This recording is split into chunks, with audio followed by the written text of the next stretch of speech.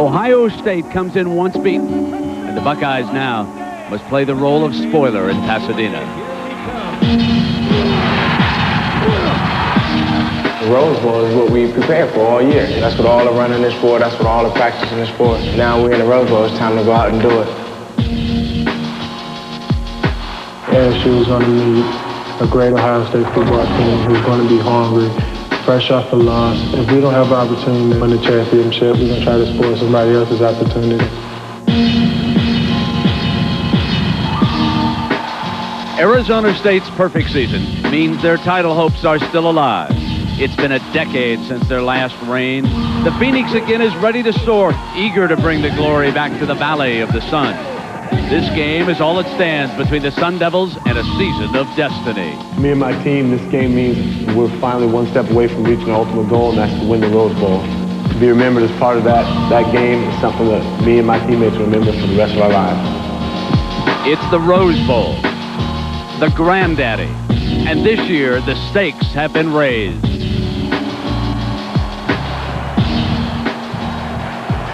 Our scene at Pasadena now as you look live at the first of two major showdowns that will determine the national champion. Arizona State thinking very large in this game against Ohio State. And then, of course, tomorrow in New Orleans, the Nokia Sugar Bowl. ABC Sports welcomes you to the granddaddy. It's the Rose Bowl. The Buckeyes of Ohio State against the Sun Devils of Arizona State. On an overcast day in Pasadena. Light rain earlier today, but no moisture right now. Happy New Year and welcome, everybody. I'm Brent Musburger with the coach, Dick Vermeil. So, Dick, Arizona State thinking about a national championship. What about this exciting team? Well, they are a national championship caliber offensive football team, and from mid-season on, they've played that way defensively. They have the ability to win it all.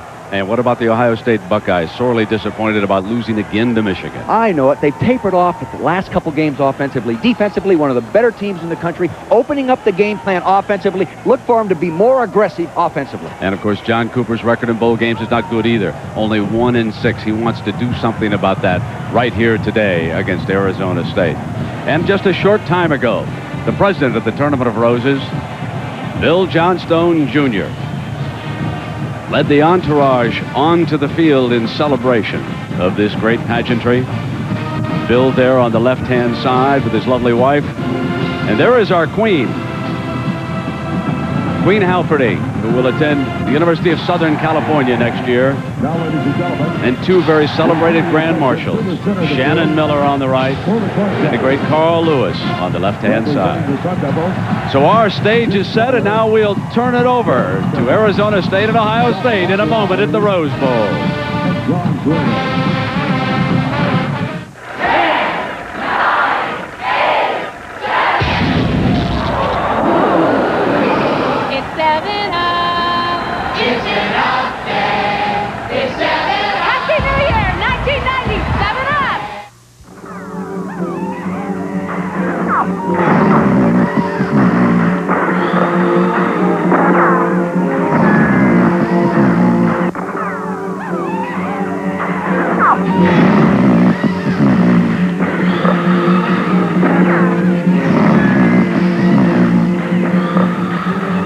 Get a big screen TV at a price you won't lose any sleep over.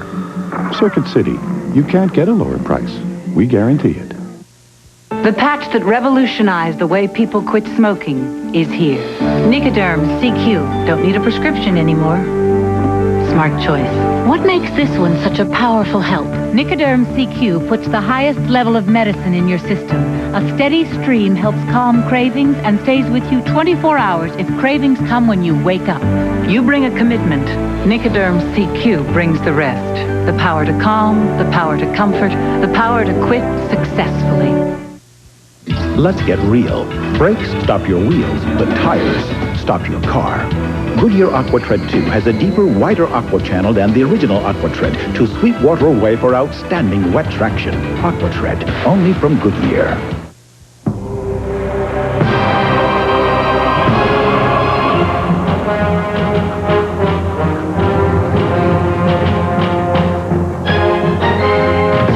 It is a test. not just of strength, but of the power of the mind. And if you complete the journey, you will be changed forever. The few, the proud, the Marines. Call now and you can own a copy of the official Rose Bowl game program from today's game. It's the same one sold at the game, and it makes a terrific souvenir. The Sugar, Fiesta, and Orange Bowl programs are also available. Call 1-800-769-8843 now. Well, the Rose Bowl about to begin. And moving down to midfield now, the referee from the Big East is Terry Monk, and we will have the coin flip. Gentlemen, we have a special coin minted with Arizona State on one side, Ohio State on the other. Ohio State, you're the visiting team today, so we'll have you call the coin. Ms. Miller and Mr. Lewis will toss the coin. We'll allow it to hit the ground. Call it while it's in the air. Ohio State. Arizona State has won the toss. Would you like the choice now or the second half? You want to receive. Ohio State, you'll be kicking. Which goal would you like to defend? Defend that goal. What's interesting about that is that Arizona State won the coin flip and did not defer. Most teams, the majority of them, when they win the coin flip, will defer in college football, and that means usually that they go on defense. Jake the Snake Plummer, number 16, didn't hesitate. Give us the football. We want to go right to work against this Buckeye defense. So we'll see how that pans out. Some very talented fellas from Columbus, Ohio. Bruce Snyder grew up in the shadow of the Rose Bowl. You can only wonder what his emotions are. The first time he tried to get into this stadium, he volunteered to drive a float in the parade because he knew there was a free ticket at the end of the parade. What he didn't know is that the parade doesn't end until the second half of the football game. And so by the time he got here, it was already a blowout. He won't miss the opening kickoff this time. And here's his man. 5 times Arizona State has fallen behind, and in this stadium, early in October, twice they trailed UCLA by 21 points. And then in the fourth quarter, Jake the Snake was magnificent. He threw for a touchdown.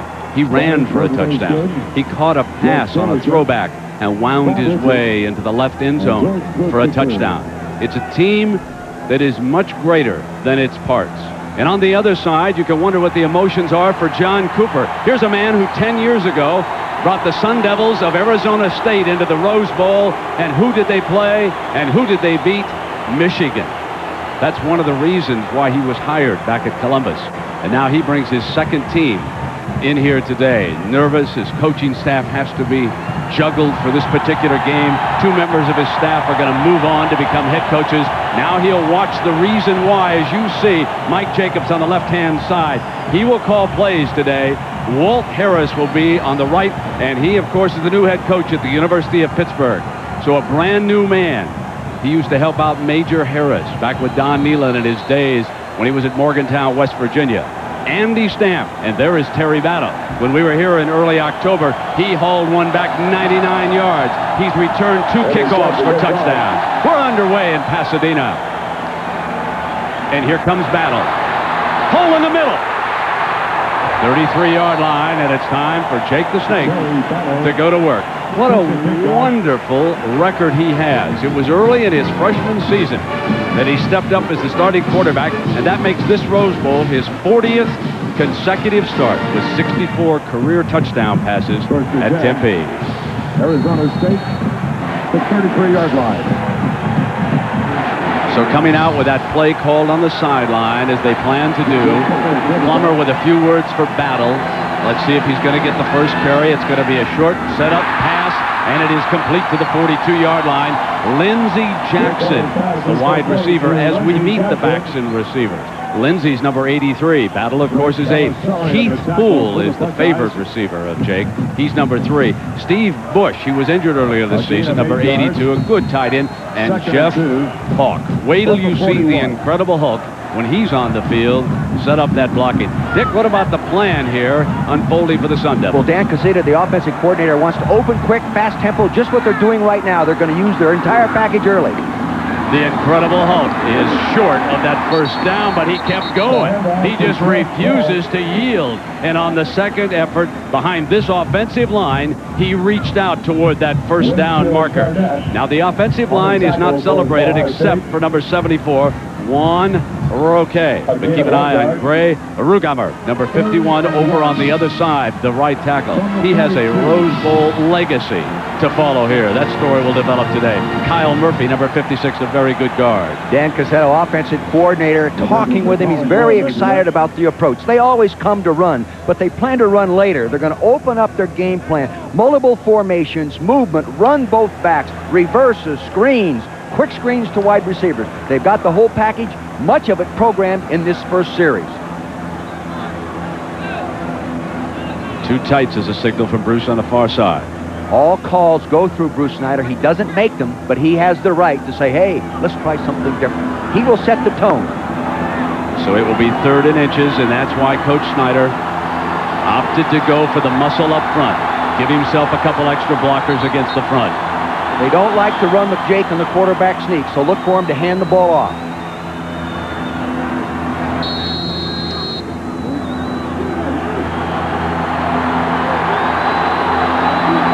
Which they do. It's battle. Hole, first down, close to midfield. Kelly was there, along with the strong safety, number 13, Damon Moore. Now the defensive line from Ohio State, and it's a real good one. Pincus, 92, Vrabel, 94. Luke Fickell is a story. He's next to Winfield Garnett. Fickell, 99, has an injured pec muscle. And so he was somewhat questionable. This is his 50th consecutive start down in the trenches. The swing is the battle.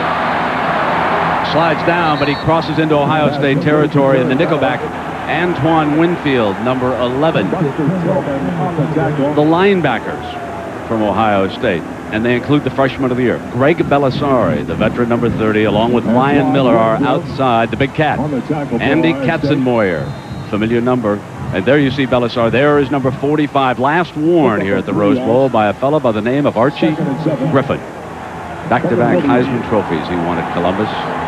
Second down for Jake and the Sun Devils. They're at the Ohio State 47-yard line. Plummer in trouble, going down.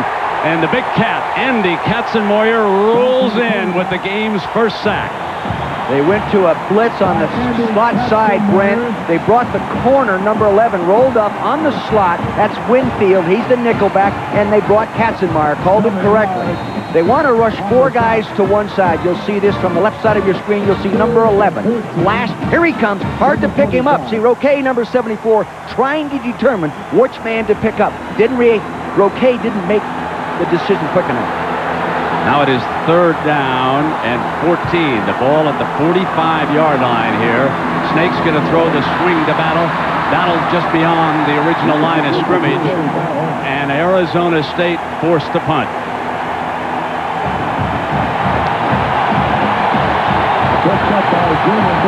Well, Arizona State wanted to start fast. That's why they elected to accept the kickoff. Take the thing. Got to be psychologically psyching for Ohio State to just shut him down right there. From the 47.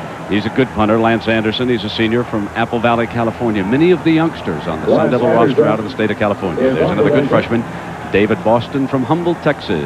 Back deep for the Bucks, standing on their 10-yard line. Tillman, the linebacker, 42, is the short man.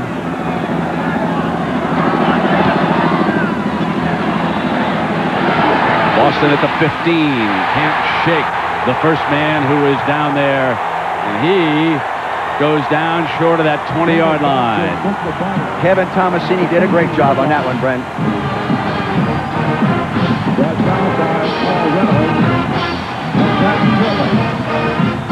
I thought angels were cleaner. I'm not that kind of angel. Siskel and Ebert give Michael 2 thumbs up. John Travolta puts the film on its toes and sets it spinning, exclaims the New York Times. You gotta learn to laugh. Newsweek says he's a funky delight. The best holiday gift of the year is this delightful and dazzling comedy.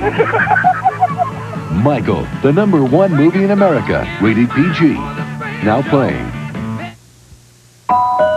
It's the end of the year. They mandate that you can only use a half-inch spike. That's only this size. This is a shoe that was used in the 49ers game. You see how deep they are? If it continues to rain, footing could be an issue. All right, Jack. The Buckeyes come up with their first play from the 16-yard line. Stanley Jackson, the quarterback, changing up the play at the line of scrimmage. Pepe Pearson gets the call, swings outside. That's Matt Keller. Let me check that. That was Matt Keller who got the call, number 23, the freshman. So here is Stanley Jackson, 10-0 as a starting quarterback. And you can see where he stood as far as pass efficiency is concerned in the Big Ten. And we will see a lot of Pepe before the day's over. Matt Calhoun, the other fullback. David Boston, Demetrius Stanley are the wideouts, 9 and 3. Split backs. Jackson took off, and he'll go down at the 13-yard line as the Sun Devils brought heat right up against the middle. Pat Tillman and Sean Sueda. Tillman, a linebacker, Sueda, the defensive tackle.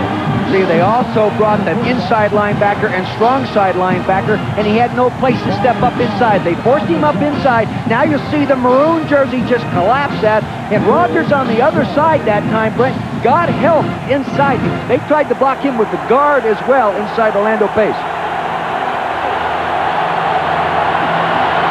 So the defense of the Sun Devils, underrated all year. This is a unit that shut out Nebraska.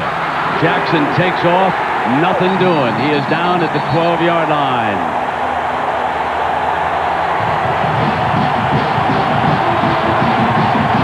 Amy, another of the defensive linemen. John Cooper knows he's in deep right now.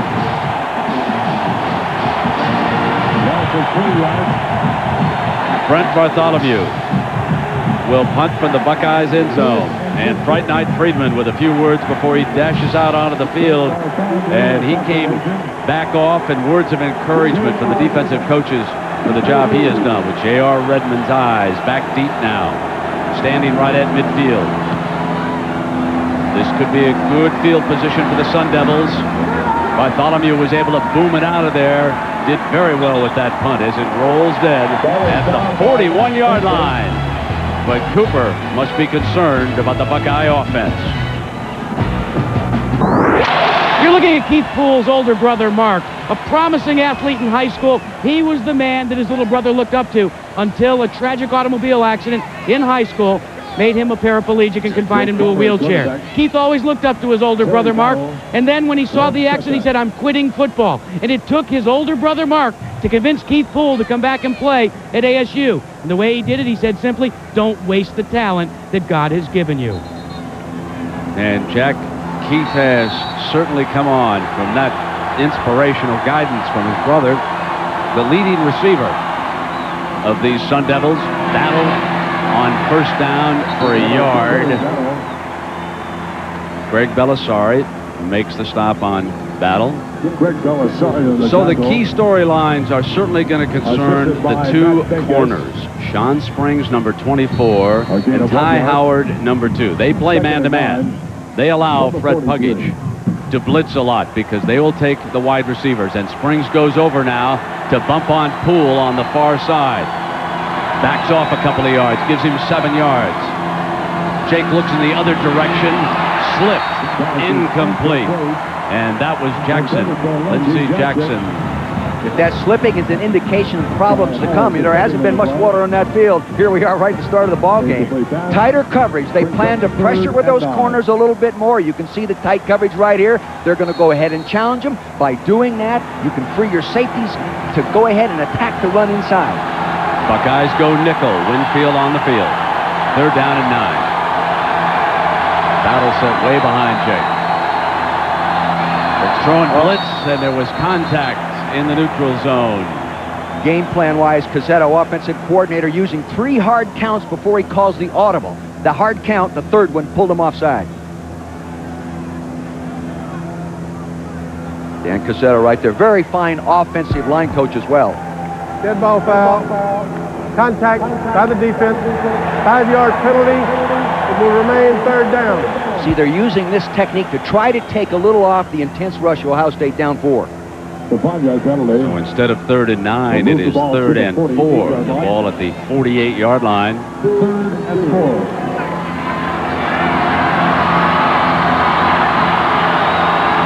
Buckeyes will stay with the nickel. Winfield stays on the field in the defensive backfield. They still think Jake, who was 3 of 4 for 19 yards, is going to put this ball in the air. And he won't disappoint him. What a one, incomplete. And he had his wide receiver, Kenny Mitchell, wide open, and he dropped it. He rolled the corner up. They forced him outside. They did exactly what they should do. Throw the ball between the rolled up corner and the safety rotating over. He just didn't make the catch. Here it is. He'll come off. Now, you'll notice the corner to the left does not back off. He knows he has the safety coming over to get there. The safety gets there all right. He would have made the tackle, but the receiver, Mitchell, should have made the catch. Anderson's second punt. Boston signals fair catch. And fumble! And goes back to regain control at the 18-yard line. Wow. Boston, just a true freshman, coming on strong as a wide receiver. What, he caught 13 balls or so against Indiana? We saw Joe Hollis over there send Stanley Jackson back onto the field, and you could watch here. He just simply fumbles the ball, gets away, but watch the effort afterwards on the high hop, and he was fortunate that the ball came up in the air. He was able to grab it, the son of an NFL official, and he recovers his own fumble. Now Calhoun is set in front of Pearson. This is the formation that Arizona State expects with the ISO fullback. Short drop, penalty flag is down. Pass was complete to D. Miller on first down, but there was a penalty flag. Scott Bondrahe on the coverage for the Sun Devils. Both defensive teams just a little, maybe too intense, a little too fired up there, not concentrating on the ball, listening to the quarterback's command. You can see Coach Cooper saying we'll decline that and take the gain on the completed pass. Offside on the defense. Penalties declined. First down. Now the line, and there's one of the most celebrated linemen ever in college football on the left, Orlando Pace, along with Murphy, Porter, Daniels, Golston, and Pace is matched up against nothing but quickness today. When he looks over there, there's number 59, Rogers. You can see 59's going away from him now. He won't even be anywhere close to him. Double tight end, Lumpkin. They'll want to run at him in the double tight end set. And it's Pearson before they're able to get him out of bounds. The defensive front four, they don't have the celebrated All-Americans, but the Nebraska Cornhuskers will tell you that these fellas can play. Bernstein, Sueda, Amy, and of course Rogers, who was a monster that night at Tempe. 3 safeties. Then we have Smith, Vander Ahi, their leading tackler, and Pat Tillman. They're the 3 linebackers, and Rogers gets ready now. They put him out in space. They keep him away from the big offensive lineman, and they chase him with a tight end. And now it's Pepe Pearson, left side. Buckeyes are signaling first down. Ohio State lines up the tight end to get Derek Rogers to the open field, then flops the tight end back up there so they get the big tight end blocking the smaller down lineman in Rogers. And he got a real good block, but the rest of the defense rallied around him. Phil Snow here calling the defense right there in the middle of your screen. See Pace blocking down, but the good block right there by Jones getting Rogers pinned inside is what they wanted to do. So the ball is out on the 39-yard line of the Buckeyes. First down, opening quarter, tough defensive gain. Pepe Pearson for a couple with Derek Smith. Now Derek Smith's out of American Fork, Utah. Well, the new offensive coordinator, Mike Jacobs, said they're going to open up formations, move them around a little bit more. We can see more underneath passing in this game plan, Brent. Here's Jacobs to the left side of the screen, Walt Harris to the right side of the screen. Now, Mike Jacobs called offense in a lot of big football games, Brent, and they also plan to go deep at least one quarter, at least once each quarter. Second down and 8. Ball at the 42-yard line. And here's Jackson. They sprint him to the left. Good hunter. Jackson short of the first down. Out of bounds at the 47-yard line, and Derek Smith again in active pursuit of Stanley Jackson. Run out of bounds by Derek Smith. Now you can see that Soward, one of the corners, is over there too. We have talked about the defensive backs from Ohio State, but the defensive backs from Arizona State can run too. Oh, no question, and they can tackle as well, Brent. See, play action here, this is the one thing that Jackson brings to the offense. Ability to run, but contrary to what I would normally think, Phil Snow, defensive coordinator, Arizona State, wants him to run. They want to force him to run and then fill in those lanes and knock the heck out of him. See what Cooper's offense comes up with now on 3rd and 3. Pressure defense, here they come, safeties. Short drop, fires high, complete, first down. Buckeyes at the Sun Devils' 45-yard line, and he put the ball back in D. Miller's hands. The sophomore from Springfield, Ohio, with his second reception of the game, and Soward was the corner. Tight man-to-man coverage. They brought both safeties that time, but in throwing the ball quickly, you can get rid of it before the safeties get there. You can see the blitz is coming, the maroon jersey, tight man-to-man, defensive holding should have been called. It wasn't. They got away with it. Taking one more look, you can see to the left side of your screen how tight the coverage was. They defy you to go deep. Now on first down, and the Buckeyes are 45 yards away, and they're going to use up a timeout over here. There's a penalty flag, however. I think the flag came down. Jackson saying I was calling timeout, so the officials will confer, and let's see if Terry Monk will simply pick it up now and give them their timeout. Timeout had been called. Yes, exactly. Before the flag was thrown. And Snyder nodding his head on the other side. I think you've got a good view of him. ABC Sports coverage of the 1997 Rose Bowl, brought to you by Plymouth. One clever idea after another. That's Plymouth. MCI, is this a great time or what? Digital Equipment Corporation. Digital, whatever it takes. And Chili's has so many new grilled items, you'll see why we say Chili's grills like no place else. 6:39 to go, opening quarter. Arizona State and Ohio State are scoreless. The main storyline, the Sun Devils trying to win a national championship. John Cooper trying to win one for pride. Only 1-6 in bowl games. 1st and 10 at the Sun Devils 45. Fake it into round. Jackson tries to buy time, and now he'll hoof it. Good runner. 40, 35, cut back. Down hard at the 26-yard line. I'll tell you what they did. They're bringing both safeties up, playing both corners man-to-man, bringing the safeties up to attack the run. They ran a play action. They had an X-post pattern. Here are the safeties coming up, getting on the run. See, they took the X-post, ran him down the hole. They had it, but the pressure, he could not set up and throw it. See him go down the hole? There he is. All he has to do is throw it over the shoulder. He couldn't do it. Good pressure, but good scrambling ability right there by Mr. Jackson. This is what the coaches like about him. This is what Mike Jacobs, as an offensive coordinator, understands. He had Major Harris, and the Arizona State defense understands now just how mobile Jackson is. Play fake, fires open, man complete to Keller, and Keller's inside the 5-yard line. See, that's really tough on the outside linebacker. Play action right at him, man to coverage. I've got that back out of the backfield. That is really tough. Good design. They know what that defense is doing. They're attacking the weakest phase. Linebacker on a back coming out of the backfield.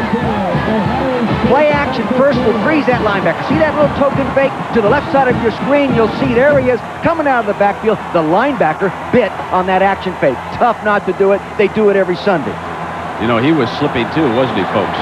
He could have made a hard cut and slammed back on the inside. 1st and goal, and the defensive coordinator talking with the head coach. Remember, Ohio State's offense has not scored a touchdown in 6 quarters. Jackson fumbles. He'll make the most of it. Penalty flag is whistled down. No touchdown for the Buckeyes. A penalty flag at the line no of scrimmage. Excuse for fumbling a quarterback-center exchange at this time of year. You know, at this time of the year, that should be automatic.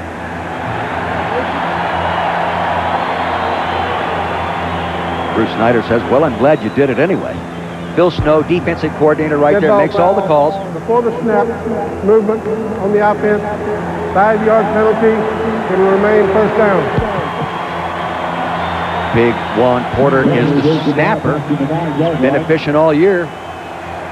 1st and goal. Right center of your screen. I fault on that. I think Jackson was coming out a little early. Got to keep pressure with that top hand. There's Jacobs on the left. The play is down to the sideline. Now it's 1st and goal, but the ball has been moved back to the 9-yard line.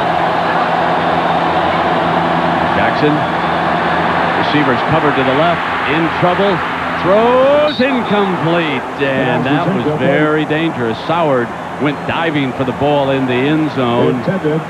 Now, Stanley Jackson hasn't thrown many interceptions, only 5 this year, but he should not have thrown that ball. If you're going to throw it away, get it all the way out of bounds. Especially in there, you're already down there, you're in position, you don't want to take a sack, you're in a field goal range already, don't foul it up. Drop back pass, 3-step drop. See, the pattern's taken away. Good pressure there. They couldn't find a receiver. Now he's looking downfield. Throw it out of bounds. We saw a picture of Joe Germain, the Buckeyes' other quarterback, on their sideline. 2nd down and goal. Deflected, incomplete. You know, this is what Ohio State has had problems the last couple games, Brent, is getting in the red zone. Prior to that, they were doing a great job getting in the red zone and getting a touchdown out of it. That's why they get 3 field goals against Michigan. You're in the red zone, big game, you better get 7. Sun Devils getting off the ball. That's State right there. Oh, that's Bernstein right there, but it was Jeremy Stott, number 92, that batted it down.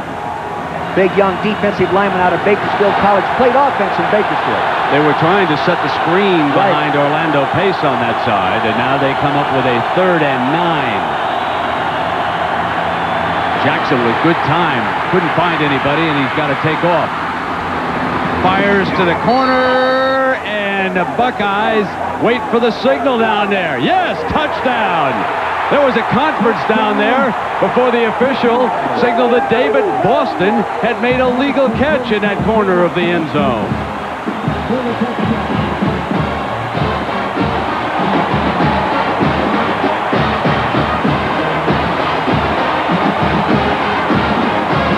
The coverage was very good initially, Brent, but that much time, the quarterback sitting back there like that, he should have been sacked inside the pocket. They let him outside the pocket. He bought some time, allowed the receiver to work in that corner. From up here, you couldn't tell whether he was in or out.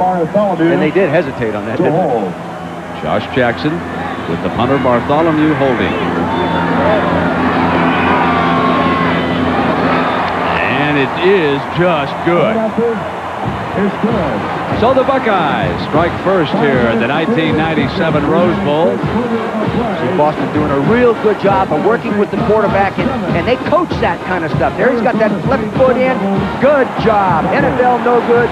NCAA touchdown. And good officiating. That official did not guess on that side of the field. He waited for help.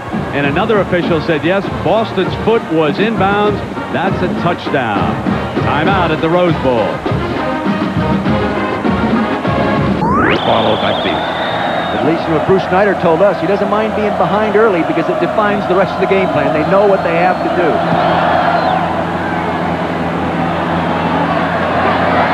Battle from 10, hit at the 20-yard line, and down right there. Jake Plummer will put it in play, and let's go down to our colleague, Jack Arue. Jack? Well, Brent, the Ohio State Buckeyes have bristled a little bit during the pregame and everything that led up to this Rose Bowl. They felt that there was too much attention on the Arizona State and the fact that they had a shot at the national championship. They came out, the Ohio State Buckeyes, with a swagger today. And when the quarterback just came off for Ohio State after that touchdown, the first thing he did was wave to the crowd with a thumbs up, with a swagger in his walk. All right, 1st down, and here's the handoff. And the Buckeyes crawl all over it. I thought what was interesting in that sideline shot of John Cooper is Stamp obviously was expected to put that kickoff someplace else. Coach Cooper was not happy with the result of that kickoff return by Battle that time. He did not necessarily want it in his hands that short. And you can see the man who 10 years ago brought Arizona State now comes back with Stanley Jackson and the Ohio State Buckeyes. And on the far side, Bruce Snyder, 5 years ago, he took California to Orlando and the Florida Citrus Bowl. Now it is 2nd down and 11 for his offense, trying to get on track.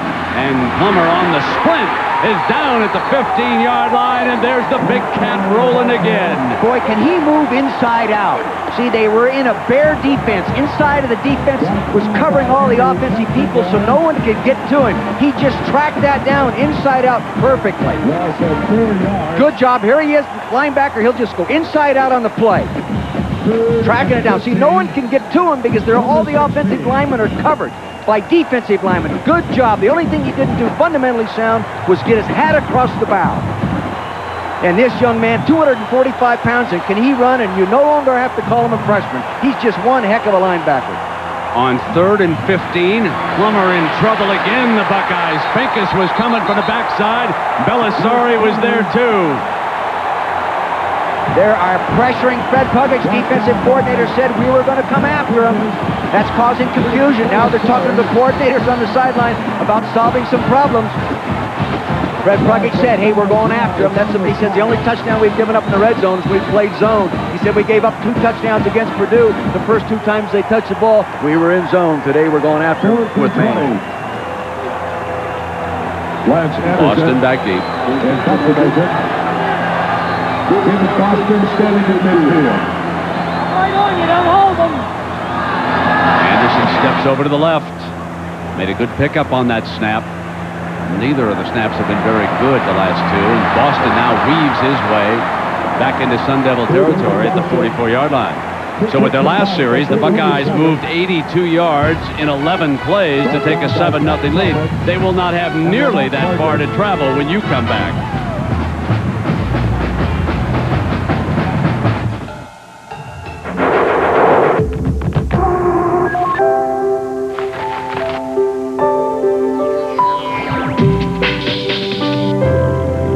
There are many ways to communicate, but usually the simplest are the most effective. So at Nokia, we make it as easy as possible for you. Nokia, connecting people. When a terrorist threat strikes fear into the heart of America, only one man has what it takes to strike back. Jackie Chan fights for America for the first time in his biggest action movie ever. Jackie Chan's First Strike, rated PG. Reminder that the Nokia Sugar Bowl is tomorrow night on ABC at 8 p.m. Florida State try to defend that #1 ranking. They'll have to do it the hard way. They'll have to beat Florida a second time. It's tomorrow. Now the Buckeyes of Ohio State. Favorite. Lead Arizona State by 7 here. And they will attack from the 43-yard line. Jackson sets the screen this time, and Keller has been very active here in the first quarter. It is now becoming clear that Coach Jacobs and the other assistants made a decision to use the fullback as the key man here in this game and send him out. There was all that talk about Matt Calhoun and all these isolation blocks that we were going to see, and they were going to set up Pepe Pearson. But it is this man who has been the key to their offense today. Well, Mike Jacobs, the coordinator, told us just because he calls plays, it isn't going to make much difference. What made a difference is having 16 days to adjust the offense to play Arizona State. 2nd down and 4, and Jackson has to feel confident about his situation now. This is Pearson, and that appears to be a first down depending on where the spot is. You can see Calhoun, who's like an extra guard, number 39 coming in, and you can see Bonder Ahi is a little bit undersized in matching up against Matt Dick. Well, I'll tell you, Calhoun loved to block. He told me he went to Ohio State at 6'4" and ended up being 6 foot even just because he's making that block all the time. But a linebacker like Bonder Ahi cannot wait for that lead block. He's got to get up in the hole and take him on. These two people will make contact again somewhere here, and probably again in this first quarter. They'll know each other real well by the time this Rose Bowl ends, won't they, Coach? Sean Sueda goes to the sideline, and Albry Battle, number 97, checks into that defensive line. As this bigger offensive line, as you can see the Bucks get set, they're starting to wear him down just a little bit in the early going anyway. Jackson on a roll, sprints, almost caught on the deflection by Demetrius Stanley. He almost was able to pick off the pass, but instead it went incomplete. Arizona State has already made an adjustment defensively versus 2 tight ends. They're coming in now when they see 2 tight ends with 5 defensive linemen and going 3 deep, leaving a safety on the bench. Good adjustment. Now, if Ohio State sees that, look for them to throw the ball in play action, and because they only have a 3 deep secondary. Bill Snow calling it. He faces 2nd and 10. Buckeyes with 3 wides. Stanley, the main man in the pregame game plan, is slotted to the right. Jackson O will go short side, complete to the 30-yard line, and you can see just how quickly Richardson moved up from that safety spot and unloaded on that 3rd wide receiver. Brent, this is something we know. We saw Ohio State in person play 3 times. We saw them at least 3 or 4 times on tape. What they're doing now with 3 wide receivers, it really hasn't been part of their package right now. When they spread out before, they would have a running back up there. And this time, here it is, again, a running back up there. I misread it. I thought it was a wide receiver. First mistake today. 3rd down and 6. Blitz. Here he comes. You got to see that. Friedman, and it was a Fright Night experience for Stanley back at the 42. A senior quarterback should see that coming. That free safety was almost on the line of scrimmage at the snap of the ball. That was not a surprise. He's got to adjust, either get out of there or throw the ball away. Very good change-up call by Phil Snow. Dick Arbuckle on the left there, special teams coach, now setting up his punt return. Maybe not sending in a punt return team right now, leaving the defense on the field just in case they run a fake. Belisari is the short man. Back to receive for the Sun Devils. Bartholomew into the end zone. And you can see Redmond down there, one of the return men. He knew the ball was going into the end zone, and he unloaded on the Buckeye who was coming down to see if he could down that pass inside the 5. Buckeyes lead the Sun Devils here in the Rose Bowl. It's 7-0. And we come to the end of the first 15 minutes of play. Happy New Year, everybody. The first quarter of play. With the score, Ohio State Buckeyes 7. First 15 minutes, well, we saw the first touchdown of the new year scored in the state of California, and it was the Ohio State Buckeyes. 19 yards passing.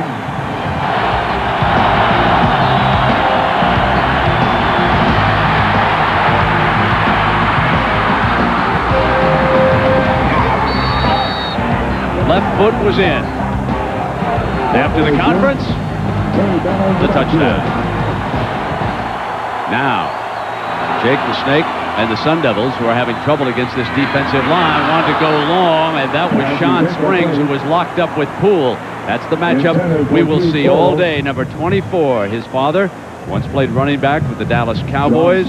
Sean, the Defensive Player of the Year in the Big Ten, and a great footnote to that story. He did not intercept one pass this year, and Jake Plummer is matched up against one of the best corners in all of college football. Number 24, and I'm going to tell you something, ladies and gentlemen, number 2 on the other side, Ty Howard, is not bad either. So it is 2nd down and 10 for Plummer and the Sun Devils.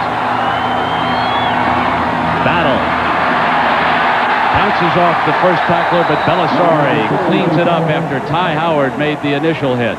You know who really broke the play was Damon Moore, the strong safety up there on the tight end side. He didn't make the play, he just ruined the play, Brent. He went in there and stripped all the blockers, left the guys out there so the inside-out pursuit could make the play. He'll be coming flashing from the right side of your screen. You'll see number 13. He'll snap the ball. He'll come flying in there. The right side. Now you see Brable 94 working inside. See both blockers go down. That cleared the lane. Real nice job of strong safety play by Damon Moore. Ricky Boyer, number 24, the 3rd wideout, goes in motion. The Sun Devils try to open things out. They flare it down to Battle with a great move, and Battle to the 31-yard line, and a first down for the Sun Devils. You know, there was a very hard luck story here when Arizona State rolled in to play UCLA. Michael Martin, who until that time was their starting running back, went down with a neck injury and was unable to play. And this man, number 8, Terry Battle stepped in and rushed for better than 1,000 yards and gave the Sun Devils that breakaway dash in the backfield, and we saw such a nice move that time. And now he'll come over to the side, and Michael Martin on the Sun Devils sideline watching his teammates. J.R. Redmond replaces him, and J.R. Redmond, not too bad either, pounds to the 40-yard line.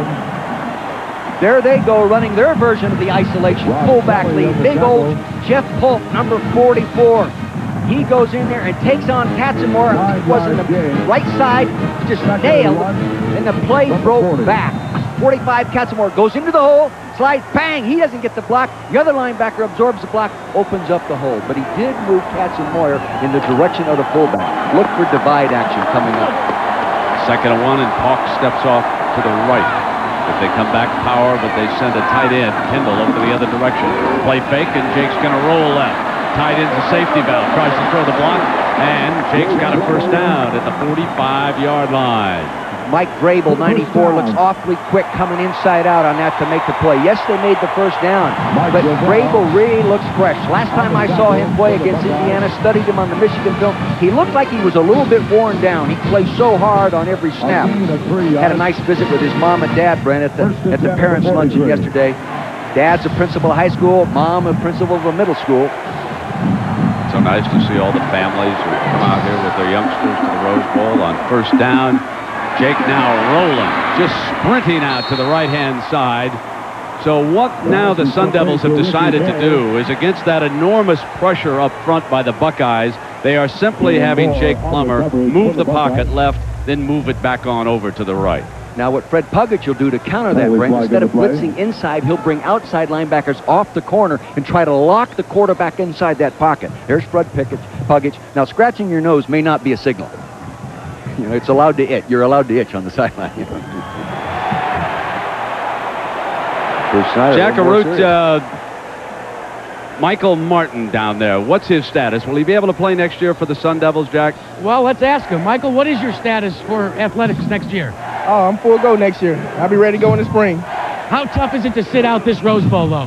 Oh, it's so hard. I just gotta deal with it. You know, tell the players what I see and just turn them on.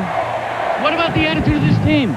Oh, they ready to play. I think we kind of too hype right now, but they gonna settle down and come through. I'll tell you what, he's got a smile, but it's tough on an athlete like him. Got a nice earring, too, Jake. First down and... I'm sort of surprised you haven't tried one yet. Then the defense will be penalized 15 yards. That carries with it an automatic first down, so it'll be 1st and 10.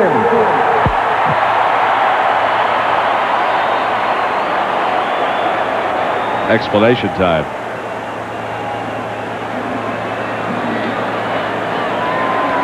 There's a gain of 5 yards on the play.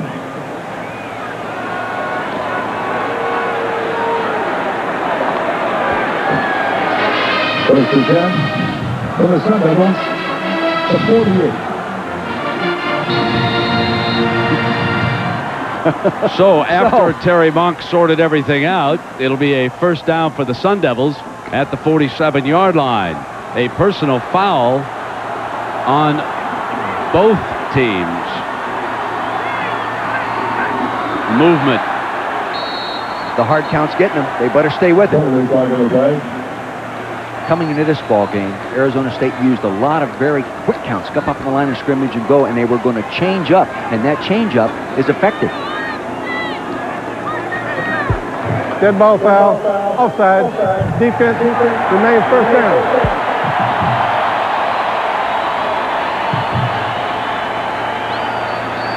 He just drops on a knee. He realizes what's happened. He doesn't want to, he just drops down there. Hey, just give us 5. I'll take it. Moves the ball into Buckeyes territory. So the ball is moved to the Bucks' 47-yard line, where it'll be 1st and 5. Fellows in the striped shirts dominating here over the last minute or so. Play fake by Plummer, fires high, great catch by the tight end Bush. First down, Sun Devils. There's a young man who missed several games this year because of an injury. Steve Bush, the senior tight end from Phoenix, Arizona, and he just reached up and snapped it out of the air like a wide receiver. And he had good time to throw. At that time, Juan Roque, 74, left tackle, did a real good job on Vrabel. You'll see right here on the right-hand side of your screen, good pass protection. That allowed the tight end to cross the formation. That takes time. Good technique by Roque. Gives him time. Nice little throwing lane to throw the football. Good job. Sun Devils come back with Battle on a first down running play, and Battle gains 8 yards before he is out of bounds at the 33-yard line. Ty Howard, the corner on that side, and Battle, he just keeps showing you that dash when he gets to the corner, and sooner or later against the bump and run corner, he's going to get free. Yeah, he may not even see him coming, Brent. In talking with Battle, I asked him about his running style, and he said, Coach, I would rather run outside tackle and wider. He says, I don't picture myself as being a real good inside runner. I want to get outside. To the short side, slot man now will come back. They're in the bare front now. Everybody covered. Fake. Wow.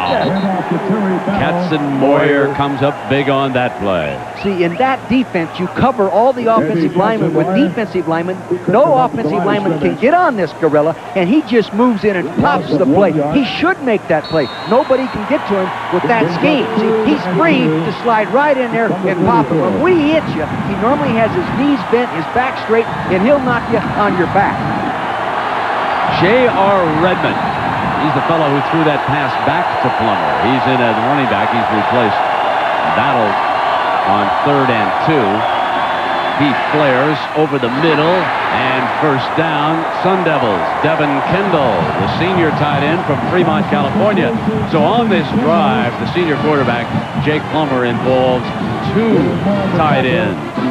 And whenever you use motion against man-to-man coverage, you loosen it up just a little bit. That tight end came in motion across the formation. He moves. He's to the left side of your screen now. He started on the right side. He'll come underneath on the left side. There he is. See, he had a little cushion now that he would not have had if he hadn't gone in motion. Arizona State trails it by a touchdown, but they've moved inside the Buckeye 30. Redmond. And he is short of the 25-yard line. You think you can call who made that tackle again?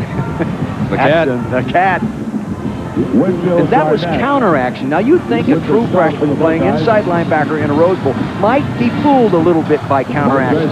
Not this guy. Having the 2 experienced outside linebackers in Ryan Miller and Belisari out there to calm him down and teach him through the year, now he plays like a senior.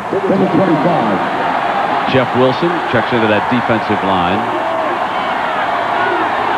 On 2nd down, pump fake Plummer. Now goes in zone against the nickel man. Great catch, touchdown. Oh, what a grab by Ricky Boyer.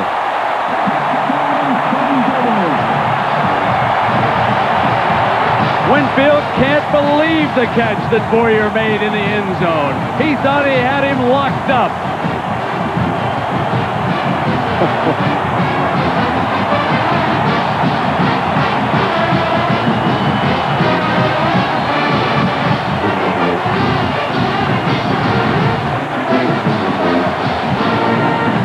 Robert Neese to attempt the point after. Robert Neese. Jake Plummer, the holder. Tied at the Rose Bowl.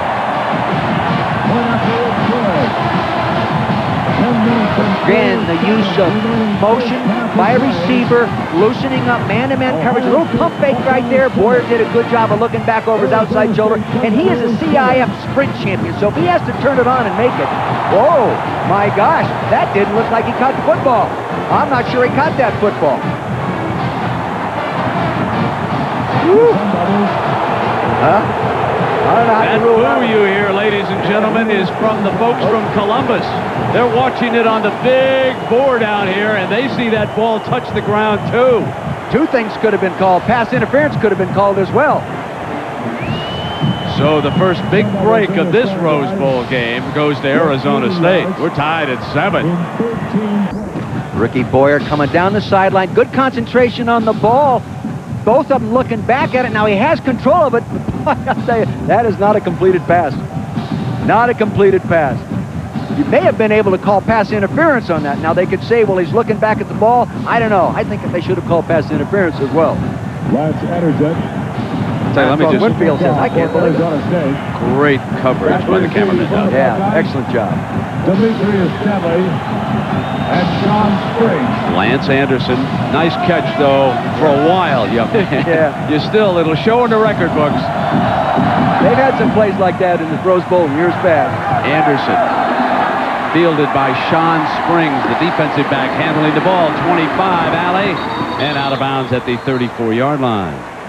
John Springs.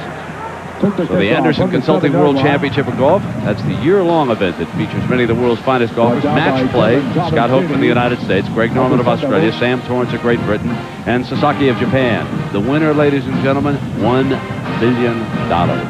Next Sunday, 2 Eastern, here on ABC.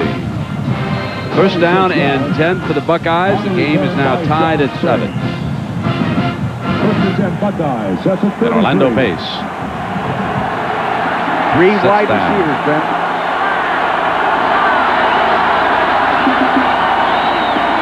Stanley Jackson will come with their base play. Duffy Pearson to the 40-yard line, and that is 7 yards on first down before Pat Tillman, the linebacker from... Now take a look at that hairdo there.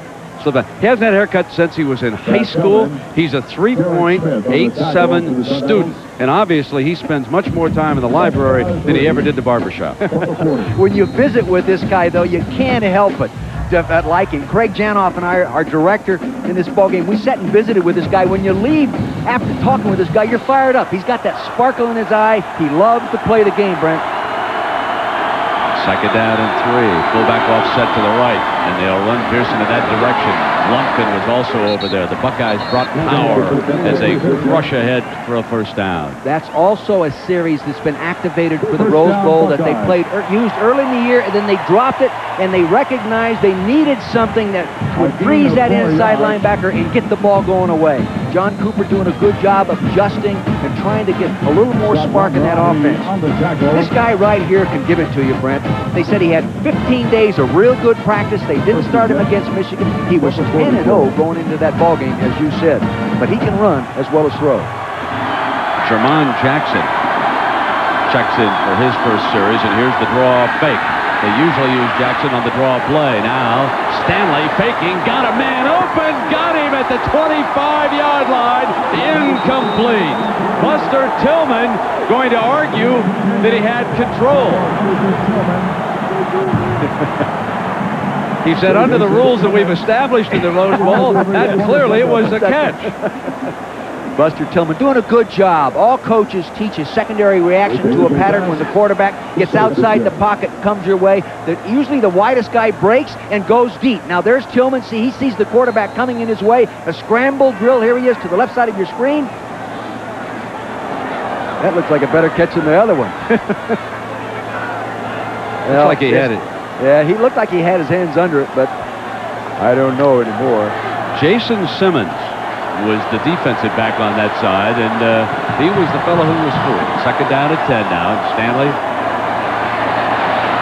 almost intercepted by Fright Night Friedman. See, that's another thing Ohio State has not done in previous games, is bring the back out of the backfield and send him upfield. They had the right coverage. He stepped up inside the pocket to throw the ball, but excellent coverage. A safety would be on the back out of the backfield if they're in tight man-to-man and blitzing, and that's exactly how it was. And Freeman did what he had to do. Freeman, the right side of your screen, he's moving up inside to pick him up right there. They used a little option move to try to get underneath him, but old Fright Night 13, he knocks it down. Third and 10. Pressure, pressure. Bouncer. Demetrius Stanley had run a pattern and was coming across the field at the 35-yard line, and the pass low, and now the Buckeyes will punt it back to Arizona State. Two things happened on that, Brent. First, excellent coverage, but it was also excellent pass protection. But the coverage was so good, nobody could break free, and he just had to almost throw the ball away. Brent Bartholomew dropping back in punt formation for the Buckeyes. You know, punters don't get a lot of credit, but Brent Bartholomew has really improved his punting this year over last year. He's been one factor, the reason they're in the Rose Bowl. A beautiful booming punt under pressure, and it'll go all the way through the end zone. And Arizona State coming after it. Bartholomew said, oh my, I gave him a touchback. But it was a 56-yard punt. Timeout. Goodyear Blimp Eagle then provided these aerial pictures. Goodyear Blimps travel over 100,000 miles every year, covering major sporting events. 7-7, Arizona State, dreaming of a shot at a national championship. Here's Kevin Wolfhausen, the defensive line coach, getting his group fired up. He says, you know, we got to get more pressure on that quarterback. And Jermaine with a package for him in this offense, now starting to warm up on the sideline. Battle is the running back behind Plummer. The Buckeyes show Damon Moore pressing up at the line of scrimmage, the strong safety. And Battle has nowhere to go, somehow got free, and then the big cat cleaned it up. See, they're jumping in that bear defense, the old Buddy Ryan 46 defense. They're getting in it. They're not audibling to a different play. Everybody's covered inside. They can't knock them off the ball. No place to run, Brent. They have to get outside it with that or throw against it. Fred Puckett. He's got a little chew underneath that lower chin there, or on that lower lip there.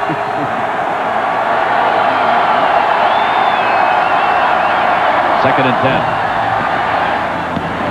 Fires complete and short of the first down because of Ty Howard, the corner man over there, working against Jackson. Jackaroo. LeBron offensive coordinator Dan Cazzetti has a very special philosophy about playing this game. He got it from Tony Dungy. He calls it the 4 X's. The first one, the expectation.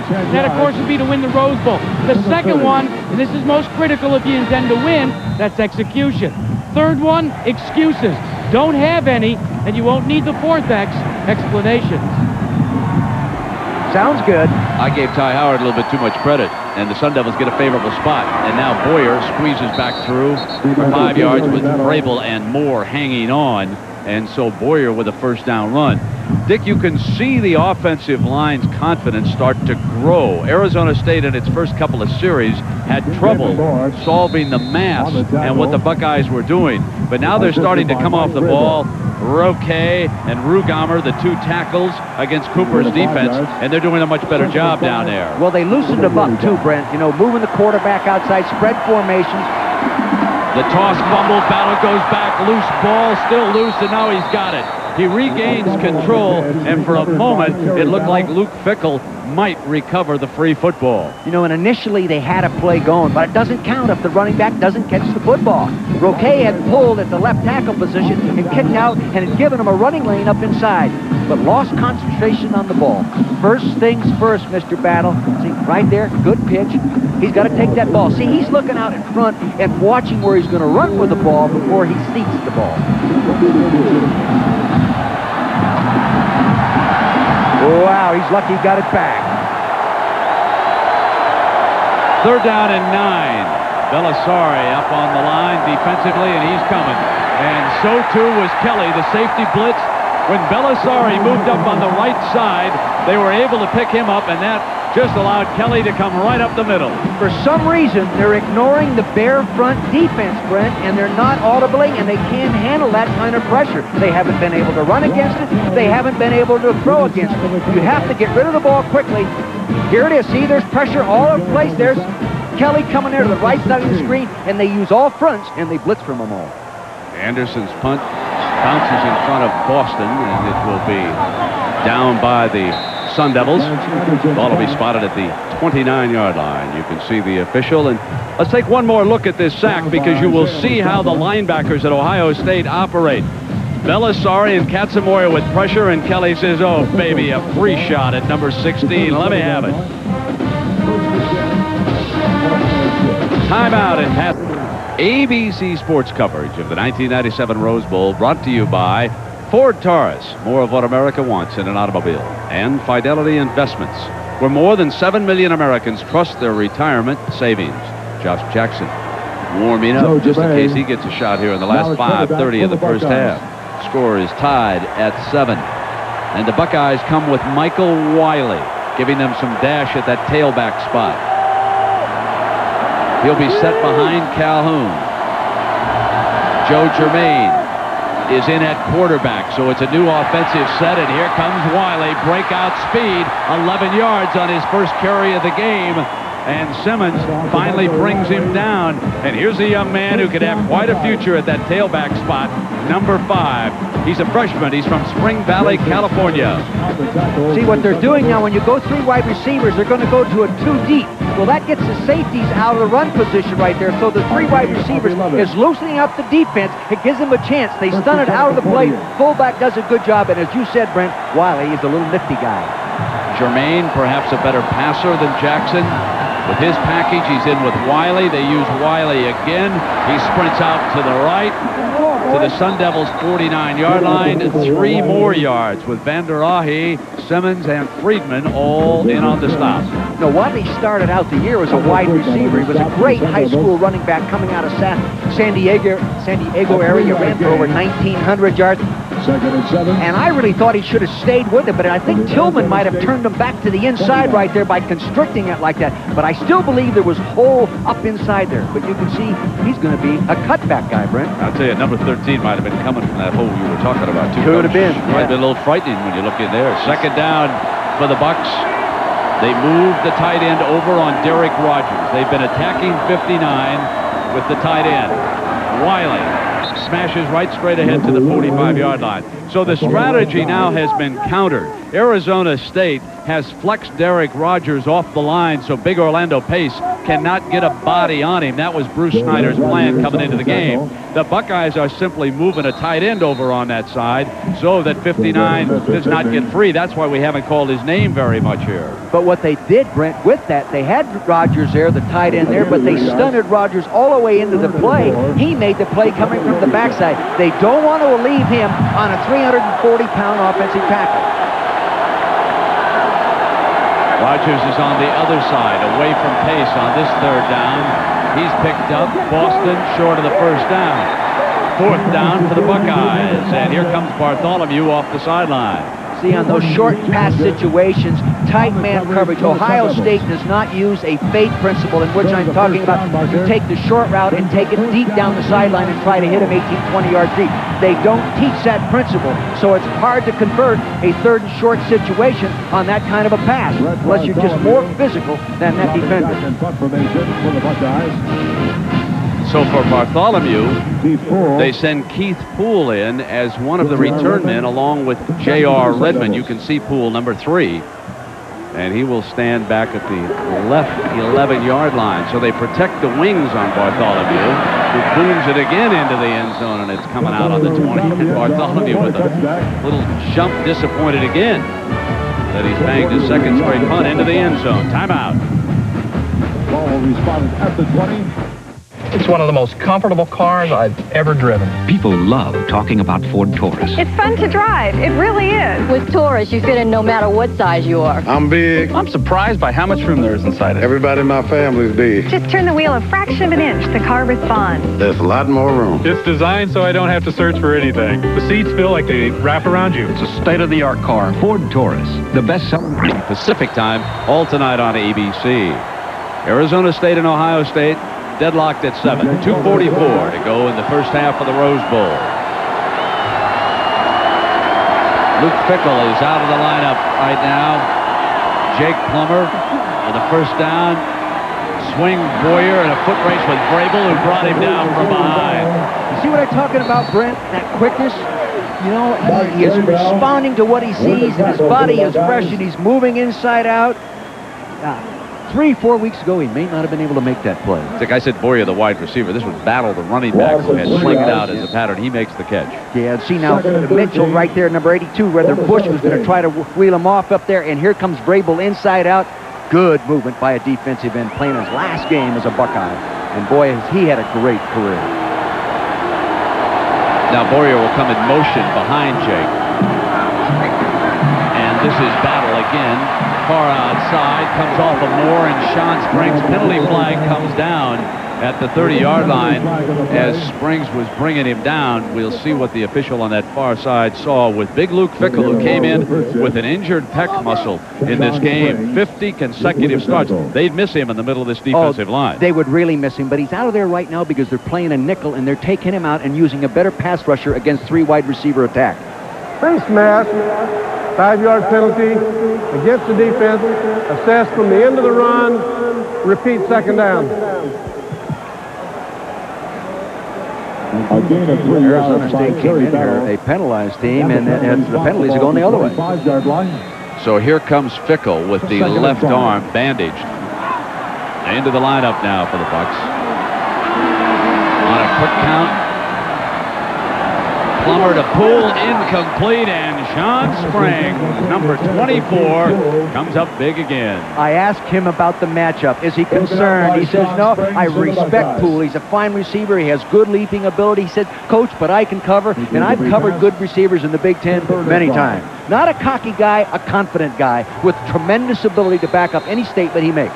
And here's a storyline for the day. Poole is being shut out by number 24. He's the go-to man.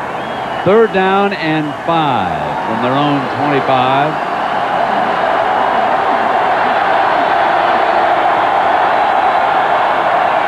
The Buckeyes blitz Kelly again, and Plummer slips away from it. Battles toward the 1st down, Arizona State. Now there is that veteran Jake Plummer. The safety blitz was coming. He slipped out the side door and reached for the 1st down. Not bad for a skinny kid from Boise, Idaho, who really didn't want to play quarterback when he was growing up. See, again, it's that bare front. Look at everybody in the line of scrimmage is covered by a defender. They all bring the safety 34, the linebacker number 92. They're right there. Matt Fink is stunted over into the play. They're going to have to solve that problem. It isn't that difficult. They're going to go without a huddle right now, and on 1st down, Plummer fires incomplete at the 45-yard line. Kelly comes up big on Bush, the tight end. And they wanted to throw the ball over to the left side of him that time, but Ty Howard, you know, you could take a receiver on and bump him around, and Ty did a good job of taking him away. Good progression by Plummer working inside of that tight end. Just threw it a little bit late. Nice job, Ty. Did a good job. Make the quarterback throw it where he doesn't want to throw it. Tight end coming off to the right side of your screen. See, he looks out there, tight end going down the hole, gets it over Balasari. Here comes Kelly.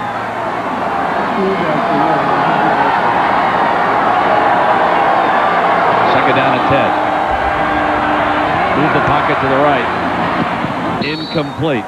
And it'll be 3rd and 10 for the Sun Devils. If it isn't Vrabel, it's Finkes doing it from the defensive end position. What a tandem these two young men have been for a number of years. Finkes right now starting his 38th game. Vrabel starting his 38th game. And right now they're giving Mr. Plummer a headache. There is the all-time sacker, Ohio right there. 36 sacks in his career, 64 tackles for a loss. Just loves to play. And his dad told me he's been a gym rat since he was a little kid. He just has always loved to compete.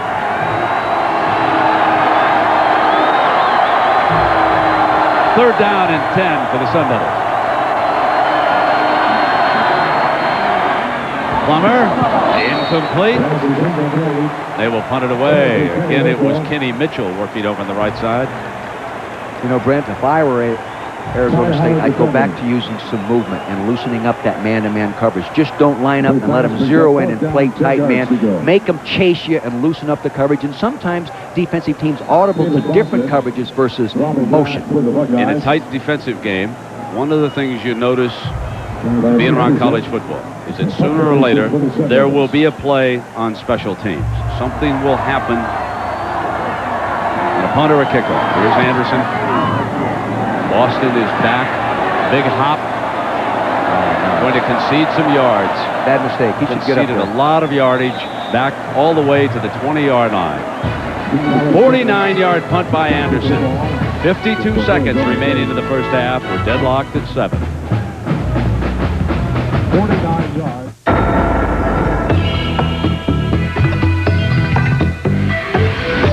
They say the 50s were the golden age of television. But today we can actually use our TVs to surf the internet. So we can go places we've always dreamed of going. find out about almost anything. Hear things we've never heard before. Amazing. Web TV from Philips Magnum. Peter Petrenko, Rudy Galindo. And the competition was taped back in mid-December in Innsbruck, Austria. And so we will have that on the NutraSweet World Challenge of Champions next Saturday, 4:30 Eastern Time. Ohio State, Joe Germain replaced Stanley Jackson as the coaches planned in this game. They had a package, 3 wide receivers for the Bucks, 4 down linemen. Rogers gets outside of pace because they drew the fake, and they ran on the play. Scott Von der Ahe making the stop on Pepe. Remember last series I talked about how the 3 receivers forced the defense into a 2-deep, get the safeties out of there. Phil Snow, defensive coordinator, makes the adjustment quickly. That time they didn't use that. They got the free safety. Good call, good adjustment there, Phil. Gets the safety up in a position that he can fill that play if they come up inside. 2nd and 8. Keller is the split fullback. Pepe around behind him. Daylight. Tillman hanging on over there. Eric Golston at the right tackle position did a good job. You know, he doesn't get a lot of credit. He's not a dominating player, but this time he sticks and stays with that kind of play, Brent. So we have come to the end of the first half. Ohio State scored first on a touchdown catch by David Boston. 1 foot inbounds. Then came the most controversial moment of this Rose Bowl. Was this a touchdown? The officials gave it to Ricky Boyer on the diving catch, but did he have control, or was he losing it as he went down? You be the official. Regardless, it counts, and Arizona State and Ohio State are tied. Back with more after this message and a word from our ABC State holding here in the second half. Very much up in the air as Arizona State will kick it off, and the Buckeyes will get the first possession of the second half. And Dick, did the numbers reveal anything from the first half? Really, the numbers reveal what the first half has been all about, a 7-7 football game, but no turnovers. Time of possession slightly in favor of Arizona State, but rushing yards for Arizona State, 17 yards. They come into this ball game averaging 248. Other key thing is that Poole has not caught a ball here in the first half, and he's their key guy. Joe Germain opens the second half as he finished the first. For the Buckeyes. This guy right here has been the spark, though, in the first half. Quarterback scrambling ability, moving, throwing the ball downfield. Calhoun and Pearson, the running backs. And again, they moved the tight end over on Rogers. And on a running play for 3 yards. It is interesting as we follow one of our main storylines, how the Buckeyes, Dick, have been able to lock up on number 59, Derek Rogers. Orlando Pace certainly is over on that side, but Rogers has not been a factor in this football game. No, he has not. And, you know, one reason Ohio State's done a good job of staying on a third and real long where they can just tee off and come after you. So they've kept them where they've got both defense to run and in the pass. The base 4-3 is the look being shown by the Sun Devils. This is Pearson on a delay, and they'll close down hard with Derek Smith in there on the hit, the linebacker. Jack Arute, what about the two coaches here at halftime of the Rose Bowl? Well, naturally, I asked John Cooper about that controversial touchdown by Arizona State, and he said, hey, it was a great play. He didn't want to talk about it. What he did want to talk about was momentum. That may be the reason why you're seeing Germain starting the second half. On the other side of the ball, for Arizona State, Bruce Snyder said, I have to calm my guys down. He feels the emotional level's too high. He also says, I'd like to have a few more points. 3rd down and 8 for the Bucks. And timeout is being called.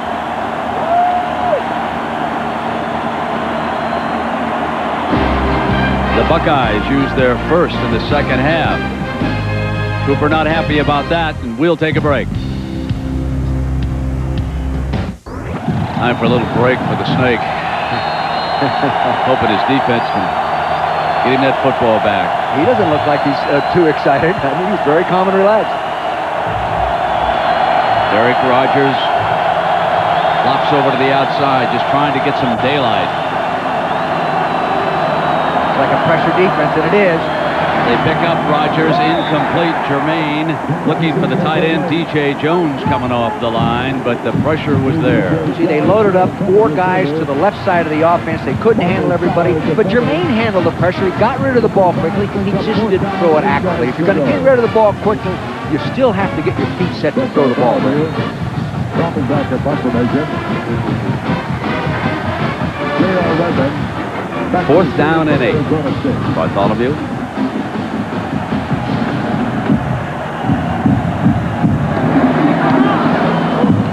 Now Redmond from the 35 slips at the 45-yard line. Well, Dick, Rogers flopped over on that other side and was able to get a little heat on this time. Well, they like to keep him away from the tight end if they can. If he's on the tight end side, he'll be wide. He's wide right now, working upfield on Golston, number 50. Gets a heart, but the ball's being thrown up inside. They've got to get a little more pressure up inside to make the quarterback hold the ball. Then Rogers might get there. Orlando takes a break. Hawk and Battle are the running backs behind Plummer. Arizona State opens with a power formation. They're going to pound away, and Battle picks up almost 5 yards. I guarantee you, Dan Cazzetto, offensive line coach coordinator, went in there and said, listen, you big jug butts, we haven't blocked anybody yet. Let's come off the ball and get after him. We don't have to be fancy, call counters and reverses. Let's get after him. That time, they came off the ball like they meant it. Coach getting fired up. Well, I know Cazzetto's attitude. I've been around that guy. He'll get after him. 2nd and 5. Battle brings the end around, and it's Poole. Midfield, 1st down, inside the 40-yard line. So Poole may have been shut out as a receiver, but they'll find a different way to put the football in his hand. And the key to that kind of reverse is you run it off one of your great plays. Their favorite play is the counter play. They start it one way, and they pull all the linemen. You'll see him going to the left. Hey, come out there. Old Jake looking for somebody to block. He said, oh, gosh, I'm glad I didn't have to hit him. Good open field running right here. He's done this a number of times this year. 1st and 10. Kelly, the free safety, forcing him out of bounds, but not before. Poole picked up a 1st down at the Bucs 38.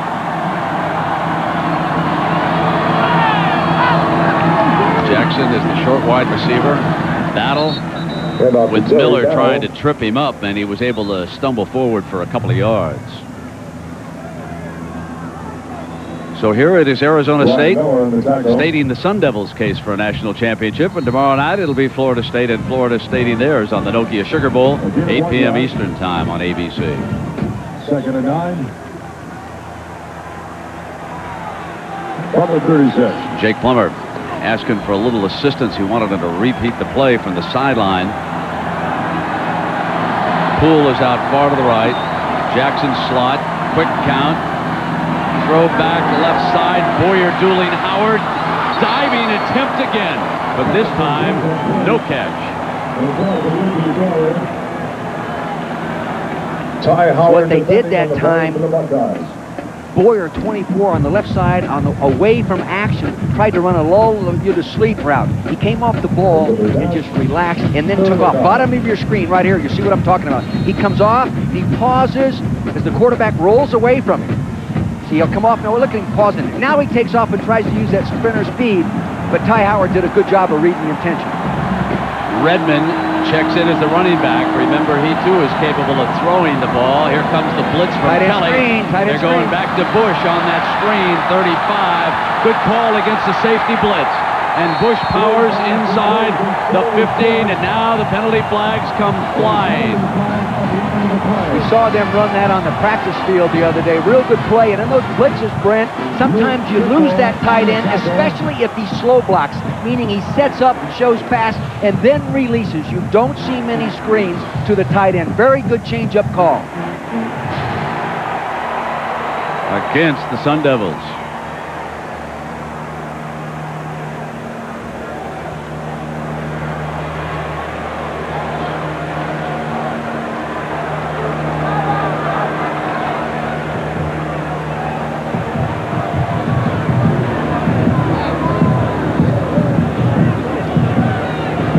East Coast guys aren't used to working on the West Coast. It's taking them a little time here. They got jet lag. A gain on the play of 23 yards.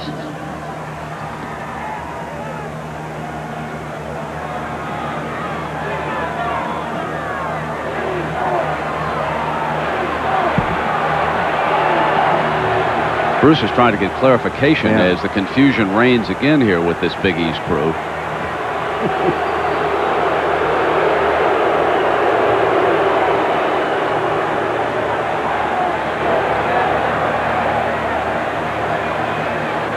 The preliminary on this was a right personal there foul on Rugemer. Right there. There shouldn't be any indecision on that.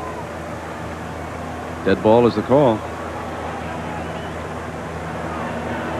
It's 15 yards. At the end of the run, it'll still be a first down, Arizona State. Mr. Rugemer is a very, very intense football player, but that was not smart football. Great football legacy. The ball back to the 28-yard line. First and 10. They come quickly out of the huddle. This was almost by Boyer.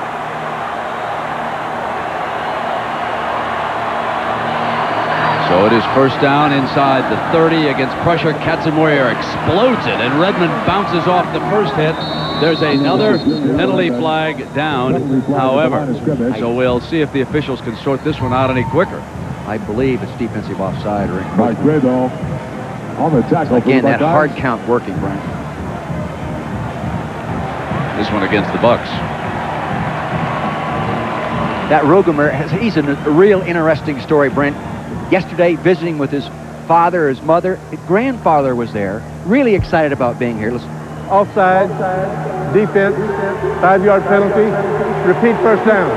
His grandfather, his two sons played here in the early 60s for Minnesota in the Rose Bowl. Now he's seeing his grandson play in the Rose Bowl. 23. Very 86 years old, Grandpa was, and he was really excited about being here. Been through many surgeries, and Mr. Rugemer said, you know, Grandpa may not be around if he didn't have somebody to watch play football. You know, we're going to have some seismic hits between Paulk and Katzenmoyer before this baby's over. Battle sprinting out. Winfield made the first hit as he came across the nickelback.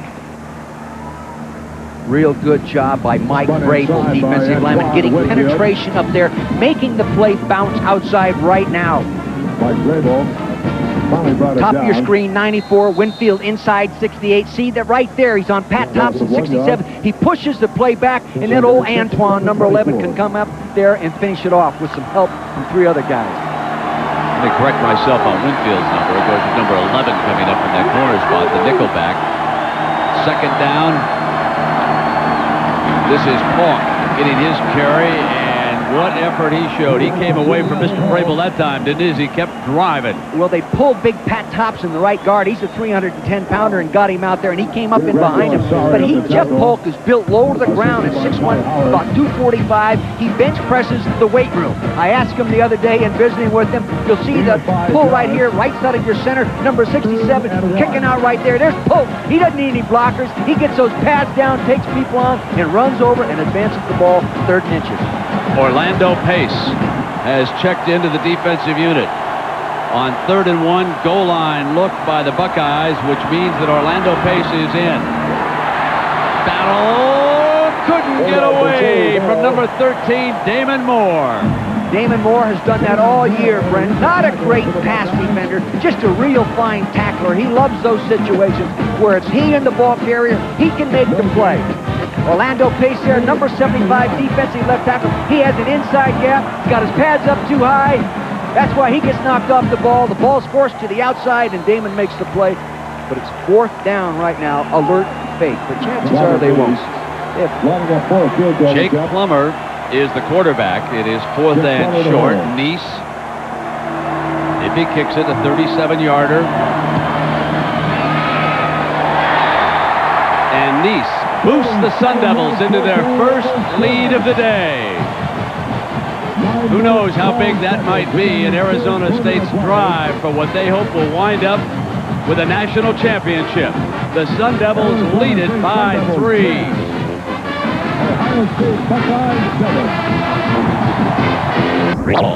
Telling Pepe Pearson, let's get with it. We're down 3, and the defense is playing like a Rose Bowl champion.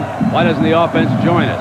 Now Stanley and Springs are back deep as the Bucks need something on special teams, anything, to get them going here in this football game. Springs will try it from coming out of the end zone. 15, 20, to the 25-yard line, and Joe Germain continues as the Buckeye quarterback, which leads me directly to your question, Dick. You would have stayed with Stanley Jackson. Yeah, I'm sort of confused. He moved the team. He was 6 for 12 passing, you know, and I know they planned to play them both, but I would have thought they would come back with him right now. 6 for 12, Germain 1 for 2, but Stanley was the guy that scrambled around and threw the good balls downfield. One of them, they didn't give him the catch on it, but I don't know. Above the waist, against the return team, 10-yard penalty from the spot of the foul, first down.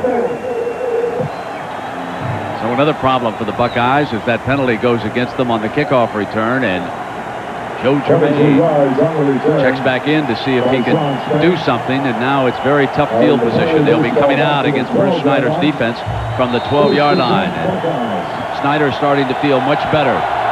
His, as Dick told you at halftime, has been a great second-half team. Rogers over to the Goldston side.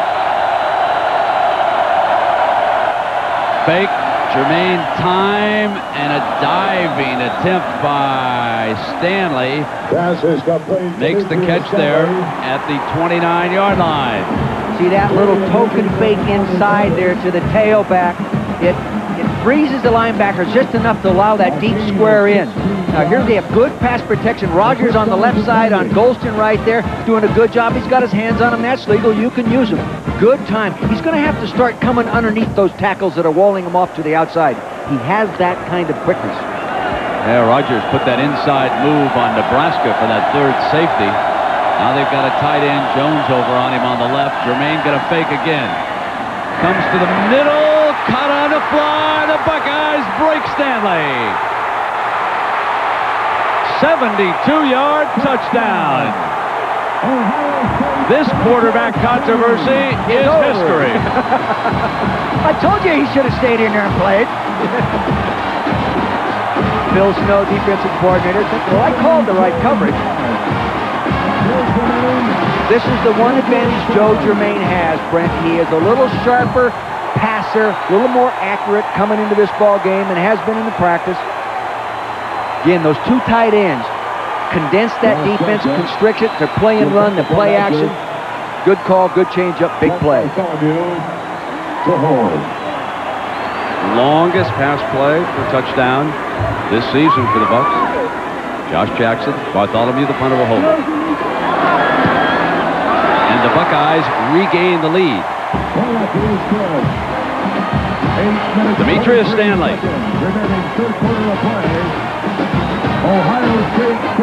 Demetrius Stanley right there on Jason Simmons, number 10. See, man-to-man, he gave him just a little bit wrinkle, and you see that nice burst to the inside. No safety help inside, so the quarterback, Germain, could throw the ball away from the defender and pull him across the field. And here he is, and Orlando Pace did a nice job on Rogers. It was Orlando Pace dropping back to pick up Derek Rogers on the left side, and as a result, the Buckeyes have regained the lead at the Rose Bowl. 10, 8:23 to go in the third. Mike Malfa is the new kickoff man for the Buckeyes. Barlow and Battle are back deep.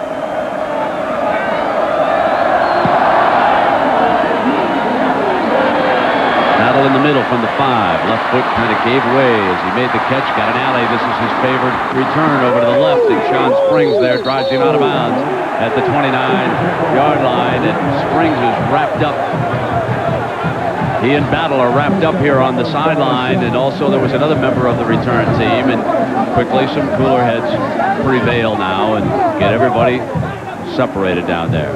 The ASU defense decided to go with 5 down linemen right here. That meant they took the free safety Fright Night out of there, Friedman. That leaves 3 deep, so they get one-on-one here, one-on-one there, and here's the touchdown. Simmons is all alone, no inside help. He should try to cover him inside a little bit more. See, no safety there, 5 down linemen rushing. He beats him right there. Big, big play. As you said, longest one of the year. Quarterback, first and 10 from the 28. 2 tight ends. Battle squeezes through a hole to the 32-yard line. So let's take a look at the end of that kickoff return now. It was Sean Springs who came up strong on Battle. You can see it was a return left. And Springs really drove into him and is still kind of taking him down out of bounds over there, and he objected to that. And so he and Springs get in a little wrestling match there on the sideline, and quickly they're separated. Fake, and now Jake rolls the pocket, gonna get forced back the other way. Katzenmoyer is picked off, and Plummer dives for a first down. Great block on the big cat that time, and Plummer was roaming free.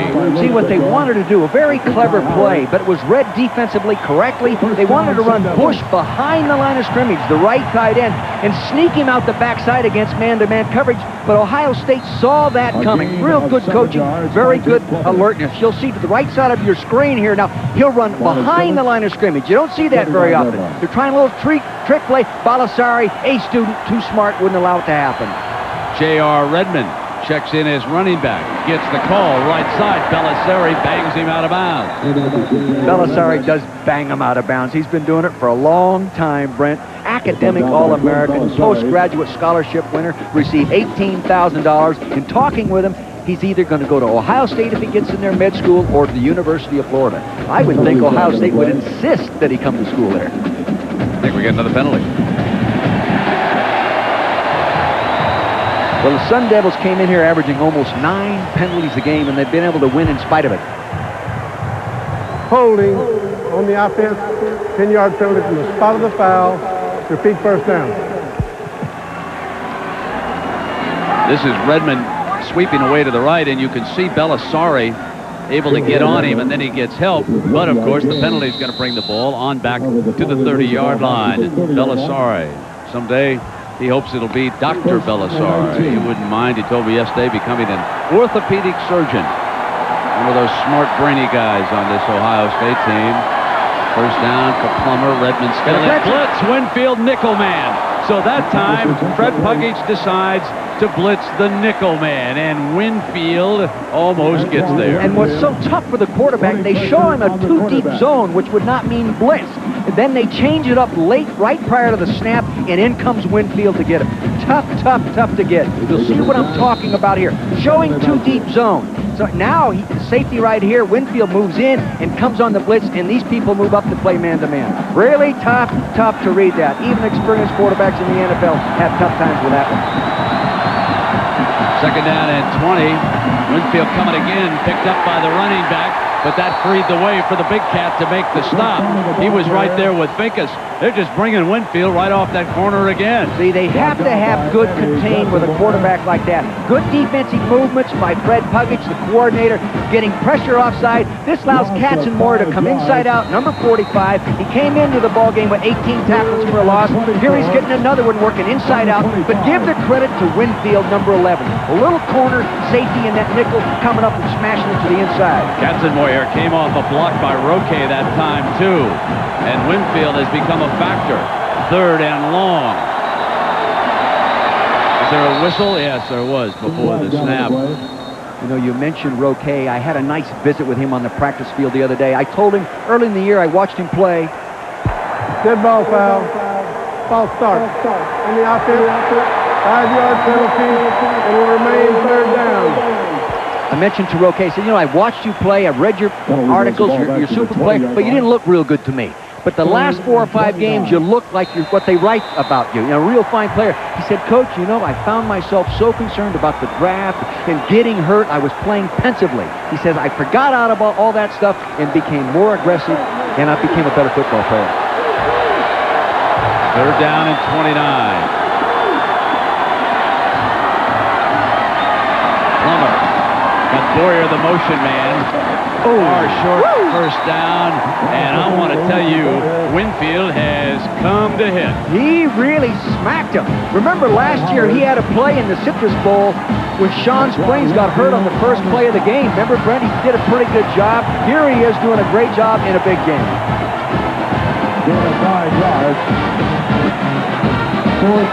It just took the Buckeye defense one touchdown from the offense. And they were putting the pressure on with David Boston. Makes the fair catch at the 25-yard line. Fair catch. it is amazing what that touchdown pass from Green holds off. Michael Wiley now, the dash and flash running back, and he's an outstanding receiver. In motion to the short side for Jermaine. Swadak picked up. Now the middle of the defense all over Jermaine. Von der Ahe in there on top of him, too. They were in a little different formation package that time, used a little motion, wanted to throw the crossing pattern, but they couldn't handle the pressure. They could have thrown it early if they had not been covered. Good pressure right up inside. He couldn't step inside. Swayed at number 99 doing a real good job. Very quick football player. Good pressure off the outside there. No place for Jermaine to go. Sack time. Now the Arizona State defense starting to step it up. 2nd down and 12. A national title could be at stake. Here's Wiley. Von der Ahe racks him up at the 24-yard line, and he'll go down in a heap of Sun Devils. So far, when Wiley has been in there, they've given him the football. Might be wise to run a play-action fake with him there. He's also a good receiver and put him out of the backfield, Brent. Jack Arute. Well, Brent, you notice that Michael Wiley's getting a lot of plays, and one of the reasons why is he's relieved by Pepe Pearson. And the coaching staff feels that Pearson can't touch the ball more than 20 to 25 times in a game. If he does, they say a lot of his conditioning goes away. He doesn't carry quite as well. So they've worked Wiley into the rotation, but Pearson's back now. Jermaine steps away, and down he goes. Number 94 won't let him get away.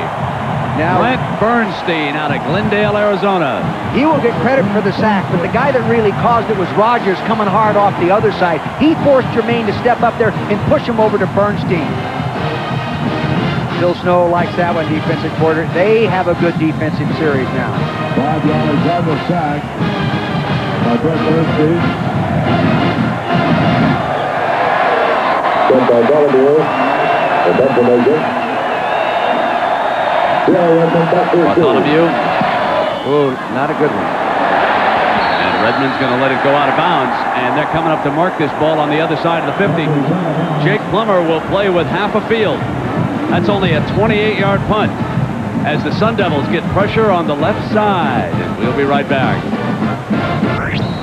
And the Buckeyes. Boyer with 3 catches leads the way for Bruce Snyder and the Sun Devils. The Sun Devils in their title drive down by 4 with Springs doing a whale of a job defensively. The running back, Battle checks back in.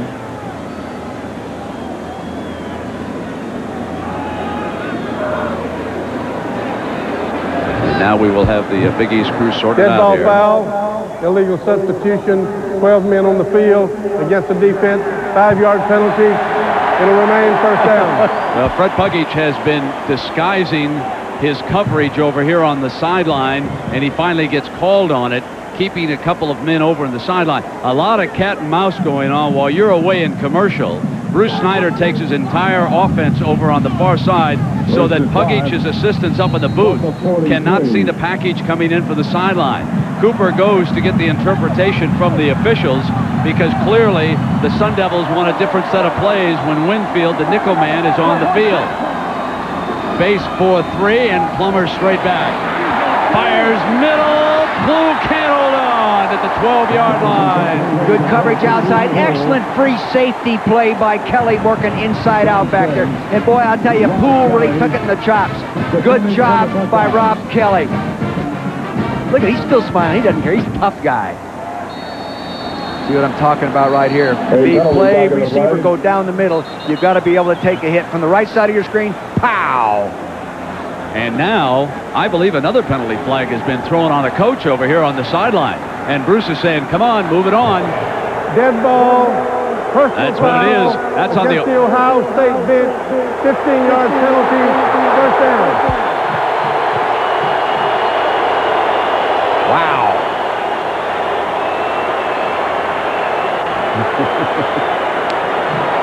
John Cooper knows it wasn't on him.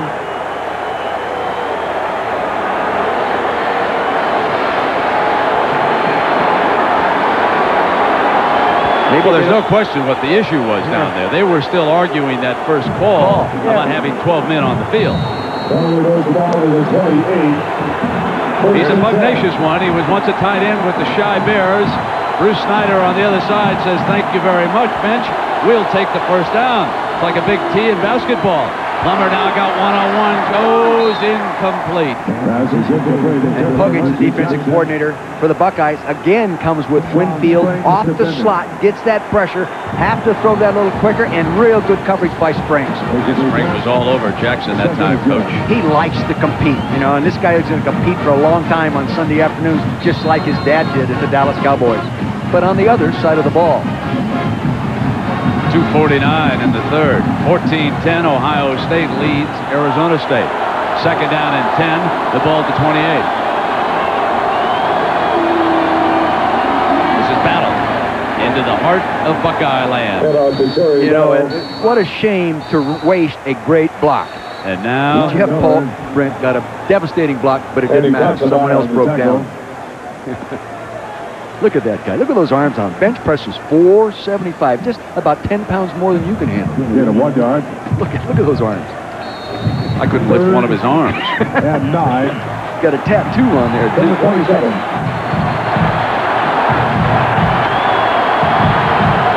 Boyer, the third wideout. You can bet they'll come after him. They're in that bare front right now. Yeah, here they come.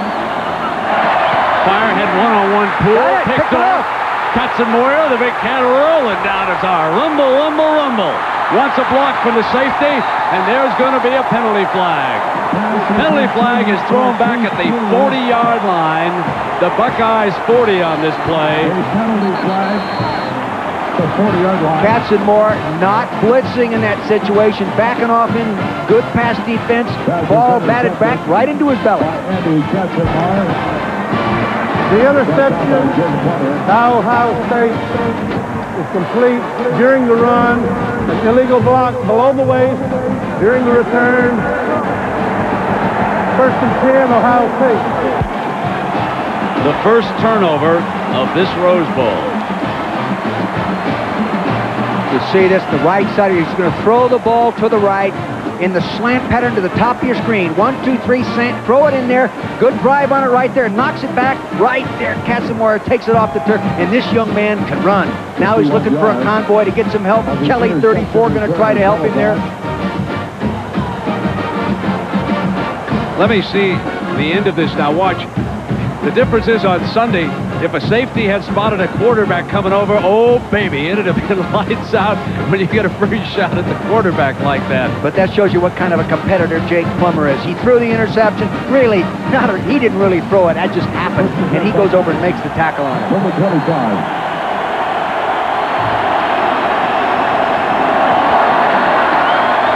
They've done a good job following takeaway. 23% of their points scored has come after a takeaway. But that favorable field position is negated, so they must take over on their own 25-yard line. Germain hit on the release, incomplete, and that was Simmons. He was the cornerback who was tracking the wideout that time, Buster Tillman. Again, they used that same principle. They weren't with the 5 defensive linemen, but they used the same principle of play action fake, try to keep a safety out of there, then throw the post pattern. Excellent coverage that time by Jason Simmons. They say he's a great competitor. He demonstrates it right here. Look at that left hand, just like the coach's coach, Donnie Anderson, the secondary coach. Really well done. Here it is again. Look at the closing speed right here. Got to step on him. There he goes. Left hand. Matt Keller in on 2nd and 10. He's an outstanding receiver. Sueda again gets off the ball. They want to set the screen against it to Keller. And Rogers was in on that tackle that time for the Sun Devils. You're really right on it, Brent, when you say again he gets off the ball. It's that guy quick, Sueda, number 99. He gets off the ball. One of the best defensive tackles I've seen this year. And Rogers is probably quicker, one of the faster men on the defense, but he's not a tackle. See, and he pushes up inside like that, and Sueda forced it. Now there's no place to really advance the football. I don't think, Dick, I have seen a defensive lineman anticipate a snap count like Sueda is, and clearly the Buckeyes need a hard count right here. They'd pull him right across. It's 3rd and 15, the ball on the 20. Now the Sun Devils show pressure at the line. They're coming. Oh! Here's the sack. Fright Night in on top after Smith hit him first. And Germain is sacked at the 5-yard line. He saw the blitz coming. He saw it, but I don't know if he audible or not, but if you're going to audible, you better get rid of the ball quick, because old Derek Smith coming off the top there. Coming right off the top of the screen here, up the top. Here he comes. They can't pick everybody up there. Collapsing inside. He couldn't get away from it. Then old Fright Night, he is a free safety. Not free, he's a sacking safety right now. Now, tough spot. Remember, there was pressure on Bartholomew from the left defensive side for Arizona State out of his own end zone. Oh, he gets a good one, too. Here's Redmond. Another penalty flag comes flying. I wish those guys would have left those flags in the East Coast.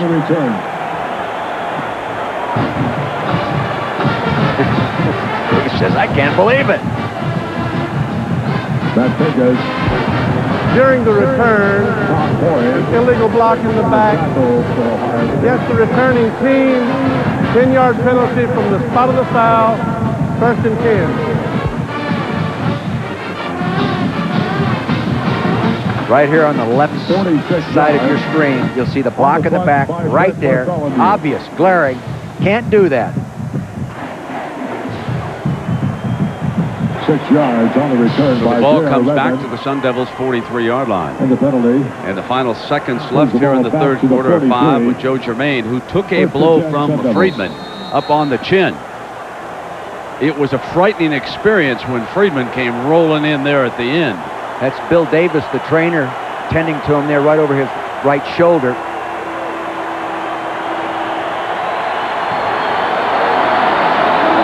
Last play of the quarter. Plummer. Complete. He puts the ball in the hands of Lindsey Jackson.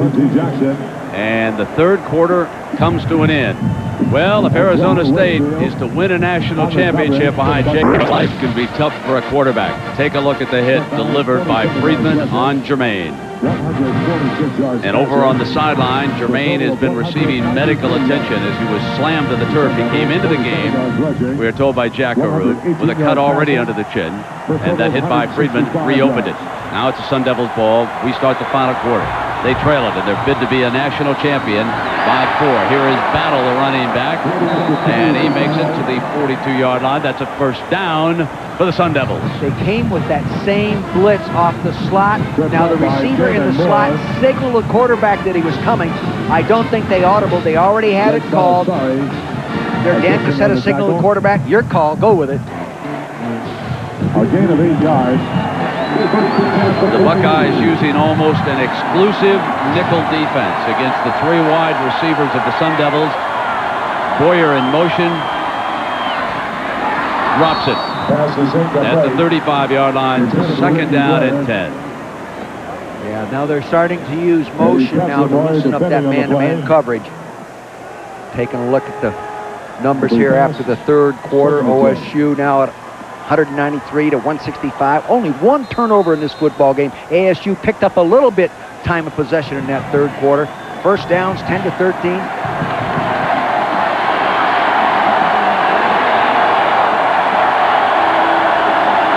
Second down and 10. Boyer goes in motion. Left slot, they'll drop it off down to Battle. Alley bounces off of Moore to the 31-yard line. Another first down, Sun Devils. Battle and the Devils are driving. Very Battle and strong. You mentioned that earlier, Brent. That time he's running upfield good, and he gets his pads down quickly when he has to, and instinctively ricochets off there and moves that for the first down. Boy, is he going to be a good one. He's got another year of eligibility. Little swing pass screen pattern coming out there. Lays it off nice. And now he's out there in the open field. He can make a decision where he wants to go. And that's a good tackler. You should wrap your arms, though, in Damon Moore, number 13. And Moore is still down on one knee. That is Moore who is being tended to. The Sun Devils had already come up to the line of scrimmage when it was noticed that Damon was down, and so it probably means that Shea Bryant checks in. Yes, number 18 replaces Damon Moore at safety for the Buckeyes. Now, Shea's had some experience Yeah, he played in all 12 games last year, Brent. He's played in all the games this year, too. He has some experience, but he is not a Damon Moore. Poole, Boyer, and Jackson, the wideouts. Comes the blitz. And the whistle before Kelly came across the line of scrimmage. But he was coming again. They really come after you. Dead ball foul. False start. On the offense. 5-yard penalty and remain first down. Well, the last time Bruce Snyder's team threatened, they turned it over. This time, a false start, and they're penalized 5 yards. Sometimes, you know, the offensive linemen up there, they see that blitz coming, and they get a little shaky, and they move, and they cannot lift that hand. It has allowed Moore to return to the defensive backfield. Shaken up momentarily. The safety for the Buckeyes is back for 1st and 15. They jumped into the bare front now. Short drop, got Boyer, drops it. Sean Springs was coming up to deliver a message, and it was incomplete. Again, using movement to loosen the defense. But, you know, when you're throwing to a man in movement, out of motion, moving from the backfield, you've got to throw it accurately or he can't catch and run. Dick, whereas in the first half, Springs was locked up on Poole for almost all of the 30 minutes. He's off of him right now. Right, and you know, when they play zone, then they'll loosen back off him. So they're obviously slipping a zone in there once in a while, Brent. So now as he goes out, split out to the left side, Springs has him. Plummer looks back, incomplete, should have been caught by the tight end, and it was dropped that time by Kendall. Good call, a little crossing pattern by the two tight ends. They sent Bush, 82, upfield, wanted to bring Kendall underneath him, just threw it a little bit behind him, though. Catchable football. That pressure is bothering him a little. There's wide receiver coach there, Coach Pflugrad. See, they're going to signal now. They got 3 guys giving the signal. Only one of them is alive. And that backup quarterback, number 11, is tall, folks. You weren't imagining anything. Campbell is 6 foot 8 inches tall over there on that sideline. Now 3rd down and 15. Jackson locked up with Howard. Springs is well off a Poole. Offside. And Kelly stepped into that neutral zone. Battle is hit. Hit quickly. Jake Plummer's doing a good job of holding the snap count. They use an erratic count. It's not rhythmic, so he can hold it. And that got the guys across the line of scrimmage. Just as long as you don't move yourself offensively, you're all right. You know, I'm having a hard time believing what I'm seeing. I mean, wasn't he standing and wasn't there movement in the neutral zone? The helmet was over the ball.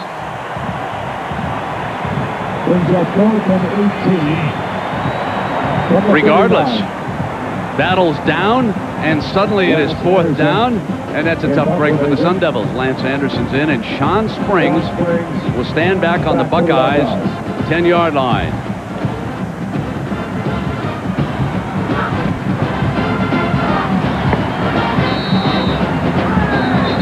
Been some weird things go on at Rose Bowl's past.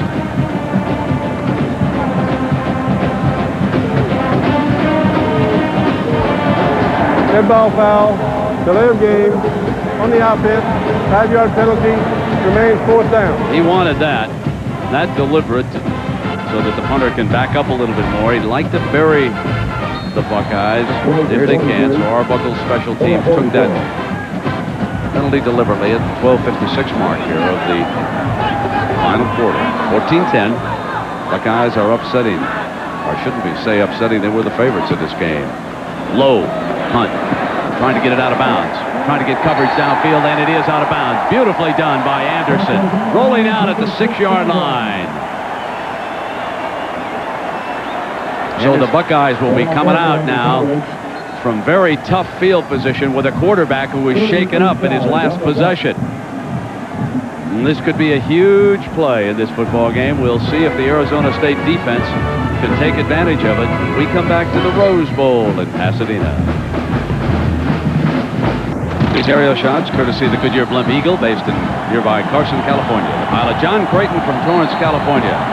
12:47 left in the Rose Bowl. Ohio State with a 4-point lead. Joe Germain shaken up on the last play. Blood down on the front of his jersey now. Coming out from the Buckeyes 6-yard line.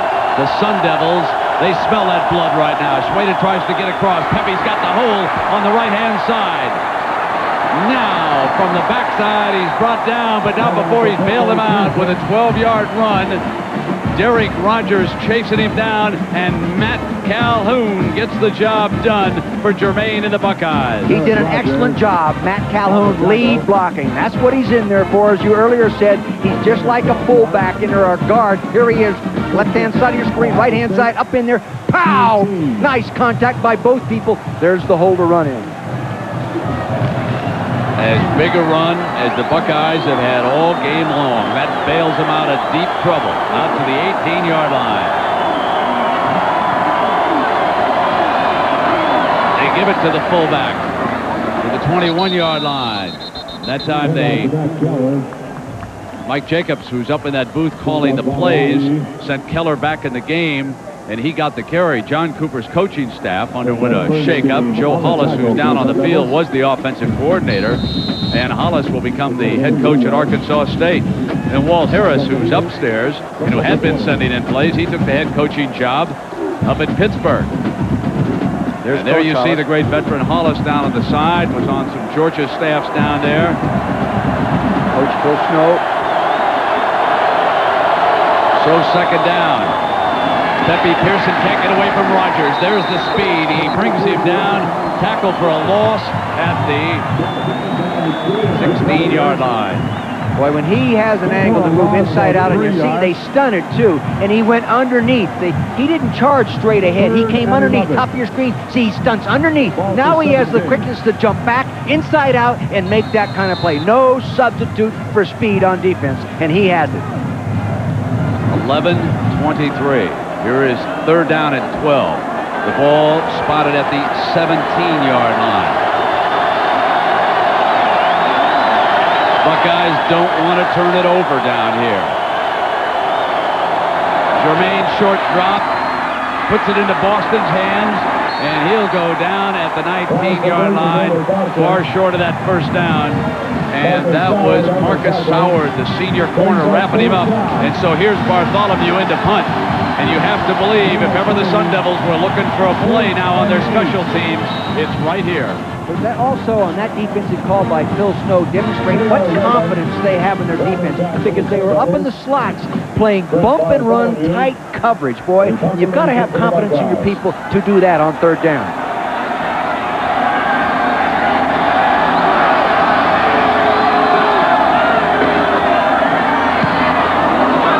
Redmond picked up on the bounce, trying to save a loss. Does a decent job. Back to the 32-yard line. The Sun Devils are 68 yards away. They trail it by 4 in their bid to... And the offense, 14-27. One touchdown, but the one interception. The big cat, Katzenmoyer.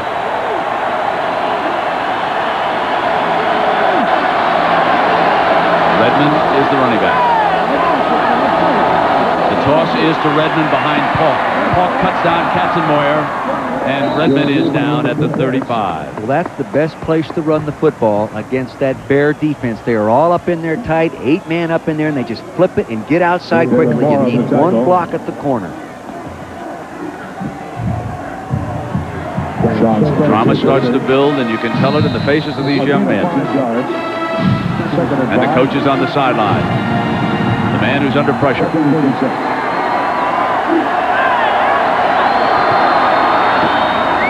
This is Redmond again, plowing straight ahead, short of the first down.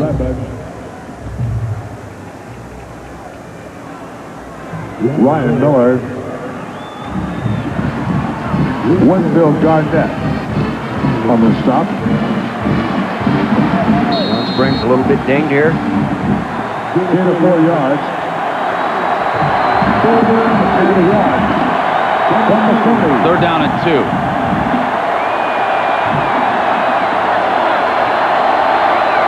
Boyer in motion. Redmond, and he stops short of it as Kelly, the safety, broke across and broke up the play before it developed. See, they had 4 people coming off to one side. They went right into the blitz. Fred Puckett right there made a real good call, guessed correctly. You're not always going to be right, but that time Fred was right. He ran right into the blitz, no place to go. Top of your screen, you'll see him here. Here he comes on the top. 34 right there. Bang, underneath. Good push up inside, too, by number 68, Winfield Garnett. Boston awaits the Anderson punt.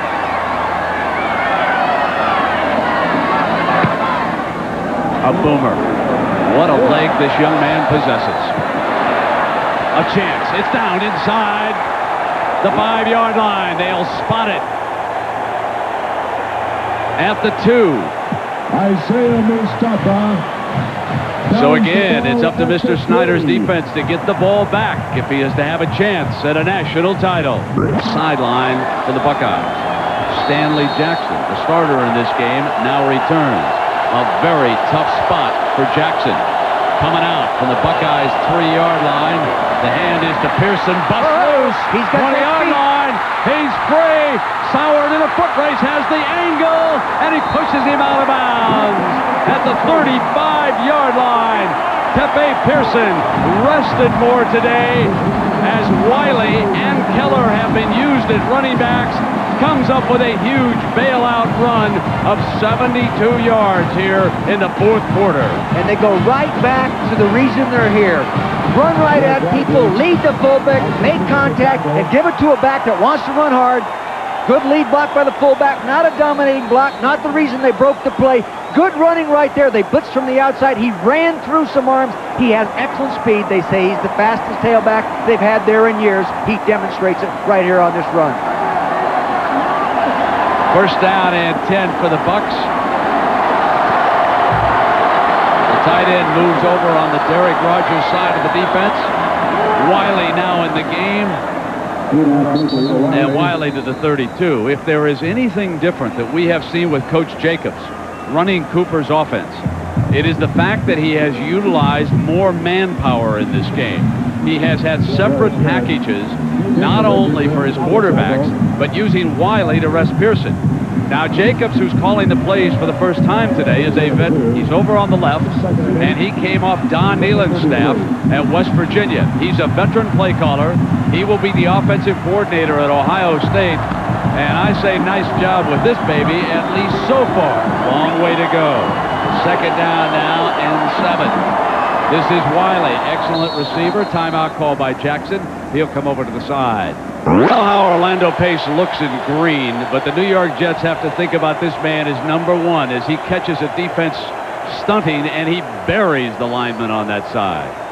I know it. The other thing you don't want to do is stand up in front of it. Look at this guy. And he's just a young, immature guy at, at 340 pounds.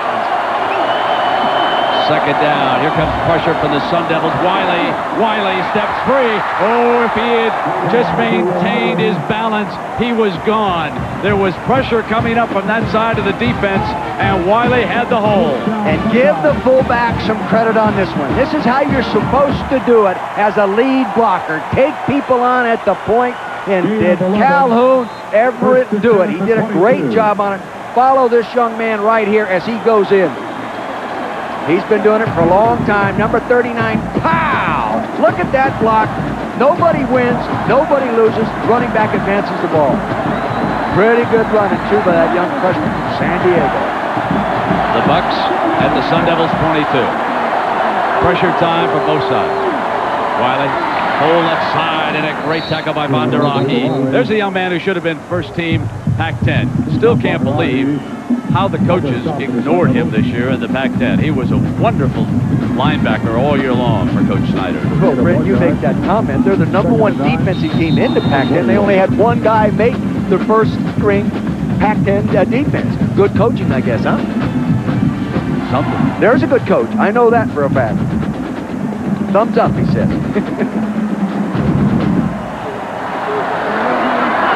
Second down and 9. Stanley and Boston have caught touchdown passes. Jackson threw away from Boston that time, who had dropped back off against Soward. Yeah, see what they did. They came up and pressured, and Friedman was coming over there to double, so they had him short and long.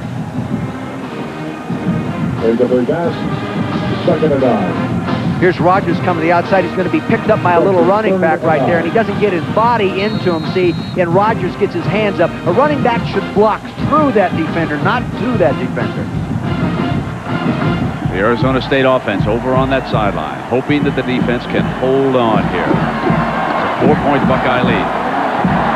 Matt Keller, who's been a big player in this game, is back in as the lone running back behind Jackson. And Wiley's out as a wide receiver.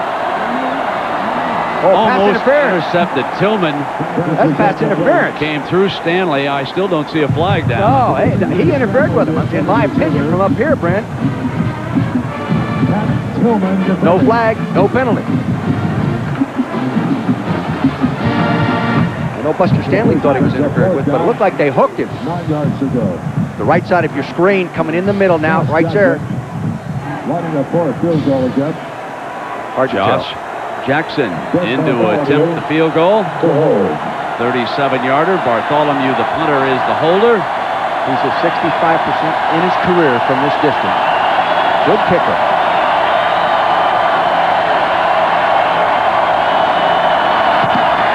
Locked. Loose. Sun Devils. He loose. It. And the big fella Rogers is rolling. There is a penalty flag down, however, so hold on. Penalty flags back at midfield. Bernstein deflected it. He's done it before. He came into the game with 3 blocks. That's what's the advantage of being 6'8". Didn't you earlier say a special teams play is going to take place in this ball game? You were right again, Mr. Musburger. See what we've got. This may take until midnight. Derek Rogers. Pick up the ball.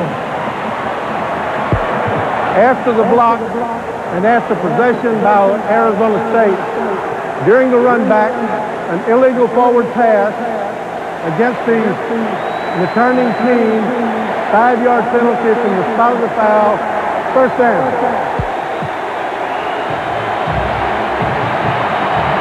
Here's Bernstein there, right center of your screen, 94. Here we go, right up there. Good penalty. He should never get in those inside gaps. Should never happen. 94 right there. Turns his body. He's a loosey-goosey guy for a 6'8" guy. Now Jake Plummer quickly at the line here on first down. Throws back left deep. Got his pull, and it's broken up at the last instant by Sean Springs. Poole had a step on 24, and Springs came back and made the play. Second and 10. Brent, I really believe Jake waited just a little too long to throw that ball. He should get that ball in the air just a little bit quicker because Poole had a step.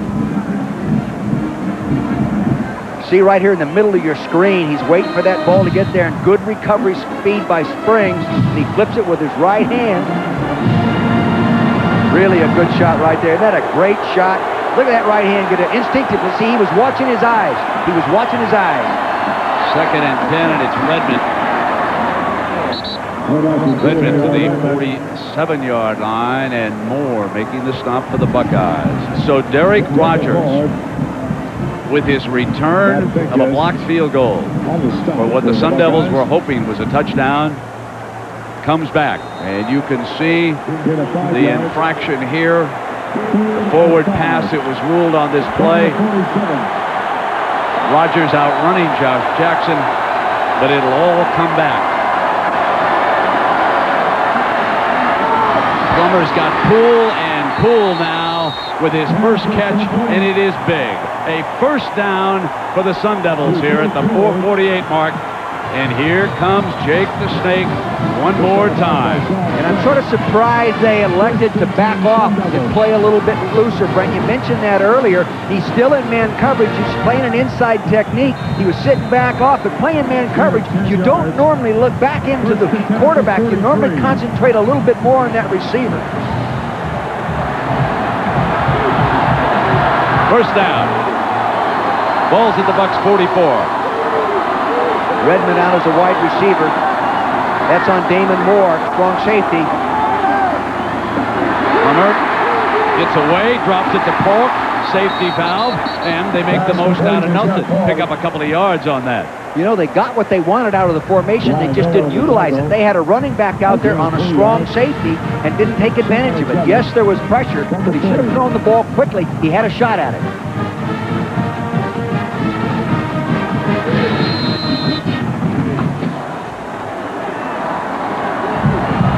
Minutes. Arizona State, the comeback kids all year, trying to do it again. And the Sun Devils hope to state their case of becoming national champion. Here's the toss. Redmond hit by Moore. 39-yard line. Filled just like you would coach him to fill the ball. They cross-blocked, they blocked the tight end down, pulled the big tackle, Rugemer up there. There looked like there was a nice lane, and Mr. Moore, Damon Moore, we've called his name a number of times, came up there today and really filled that play nicely. They toss it quickly. You'll see right side of your screen. Here he comes, inside out of the play. Boom, pads down. Nice technique, Damon. Well, it's raining pretty hard out there right now. And now it is 3rd and 5.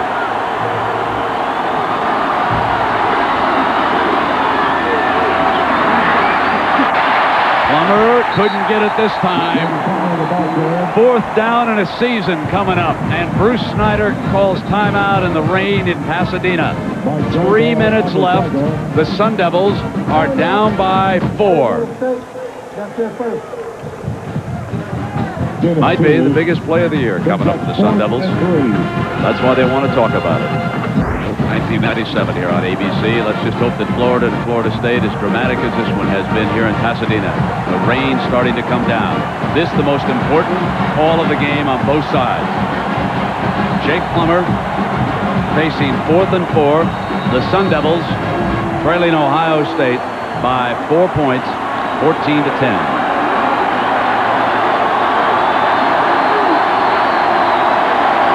Redmond is the running back, and Boyer's the motion receiver. Here comes the blitz. They go one-on-one against Howard. Got it! First and goal for the Sun Devils. It is Lindsey Jackson, number 83, who makes perhaps the biggest play of the season against number 2, Ty Howard. Good coverage, too. Just an excellent throw. Blitz all the way. That was the Bear defense. They brought everybody in the kitchen sink. Pressure inside. He's going to play him right there. No hand contact. Throwing the ball nicely over that outside shoulder. See, perfect throw. Can't do it any better. Tough to cover that one.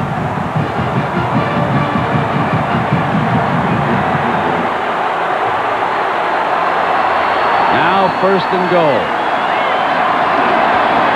Hawk, the fullback, for 1 against the heart of the Buckeye defense. Boy, I tell you, I don't know if I wouldn't have thrown the ball on 1st down there. The one thing I learned from Sid Gilman a long time ago when we were working together, when you get inside the red zone, try to score on the 1st down, especially in tight situations. This guy knows what he's doing. I don't question it. But there's no second-guessing their call on 4th and 4. 29 yards for the 1st down, and now it'll be 2nd down and goal. Ball on the 7.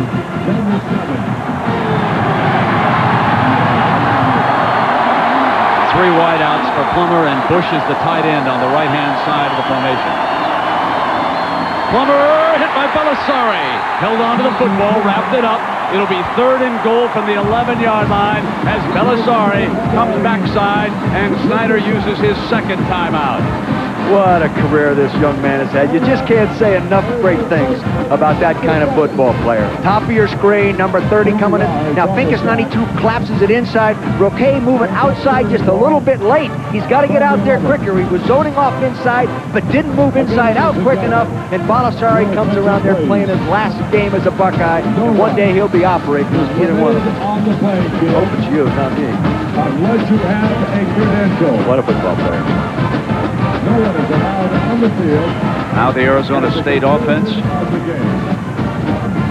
going over to be around Jake Plummer. Remember, this is a team that has pulled magic out all season long. They've come down to 147.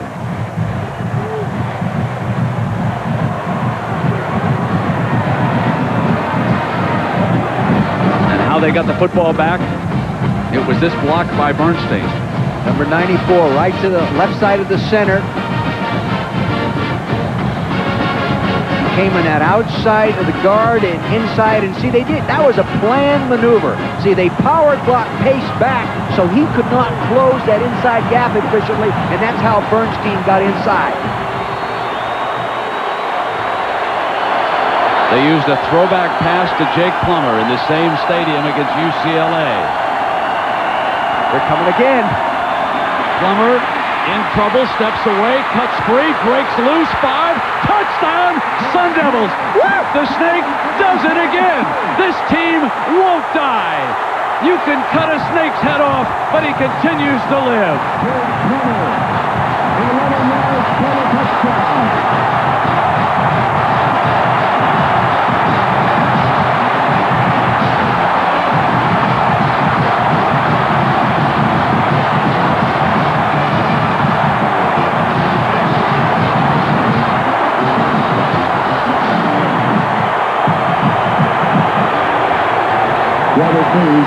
Robert Neese. He better make it. 60 to 60 coming in.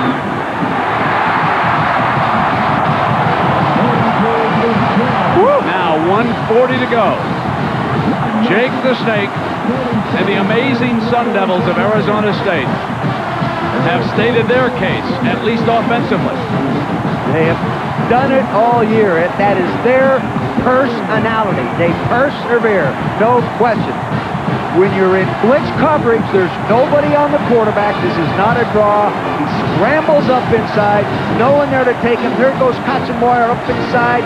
He can't get to him. Elusiveness right there. Determination. Pincus comes over. Now just guts running and instincts to know where that end zone is. Look at him stick it in there. He's done it before. Wow. If I were John Cooper right now, I would be almost ready to die. What a minute.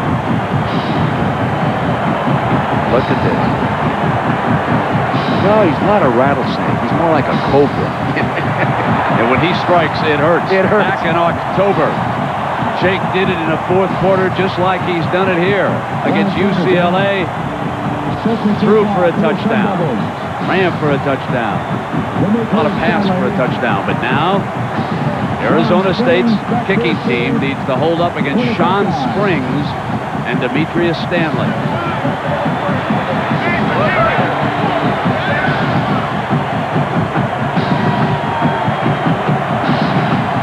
Anderson keeps it on the ground. High hop. Fielded by the short man Keller, the fullback. Don't want to go out of bounds.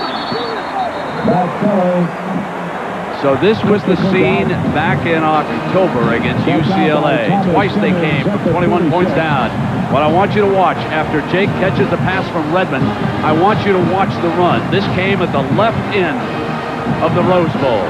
Watch him weave his way and dive to pay dirt. Does that seem familiar? Did we have a dive at the other end zone just moments ago? Joe Germain, who threw the long touchdown pass, has replaced Stanley Jackson. The Buckeyes have only one timeout left and 1:33. Field goal does them no good. Tight end, incomplete. Almost intercepted by Friedman.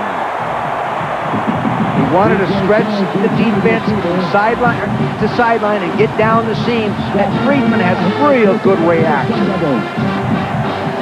Let me correct myself on one thing. They can't win it with a field goal, but they can get it into overtime. You bet. Sun Devils in their scoring drive with 58 yards and 10 plays. Second down at 10. Using 3 minutes and 56 seconds. Slot to the right.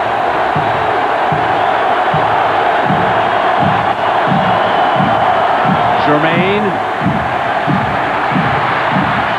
Got his man incomplete. He was wide open that time, DJ Jones was. I'll tell you, and Sueda, number 99 as well, as Rogers put real good pressure on him, and Jermaine maintained real good poise.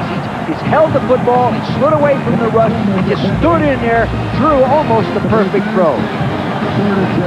Good concentration, good poise for it. There's two John Coopers reacting there. That's his son standing right behind him. 3rd down and 10 for Jermaine and the Bucks. Got it to Stanley. That's a first down, and it stops the clock in college, remember, on the first down. So it's 1:16. Jason Simmons, the defensive back on that side.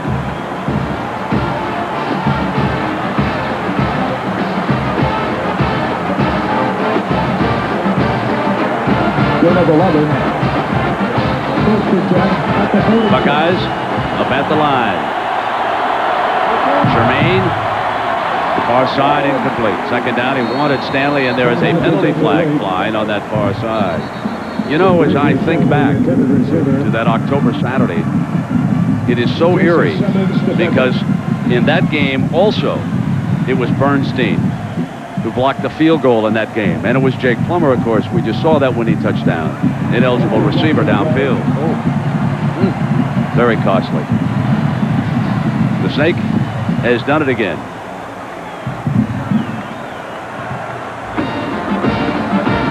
He did not win the Heisman, but you can certainly make a case that that man right there was the most valuable player in college football to his team this year. What I'm saying is entirely different. I'm certainly not arguing with the numbers Danny Werfel put up. On the offense, penalties decline, play 2nd down.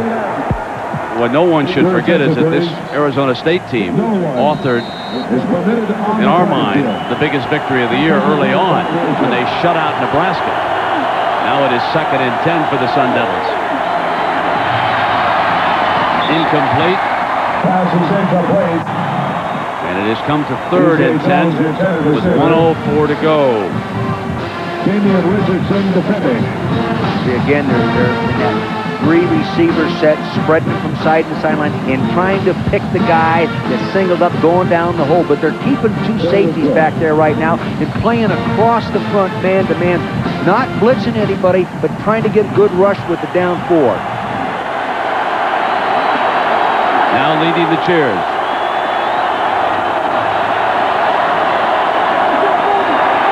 Steps away from the pressure. There he's got it. Stanley again, and the clock will stop.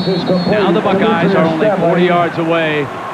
And remember, because of the overtime rule, a field goal puts us into overtime in this game. It's 17-14.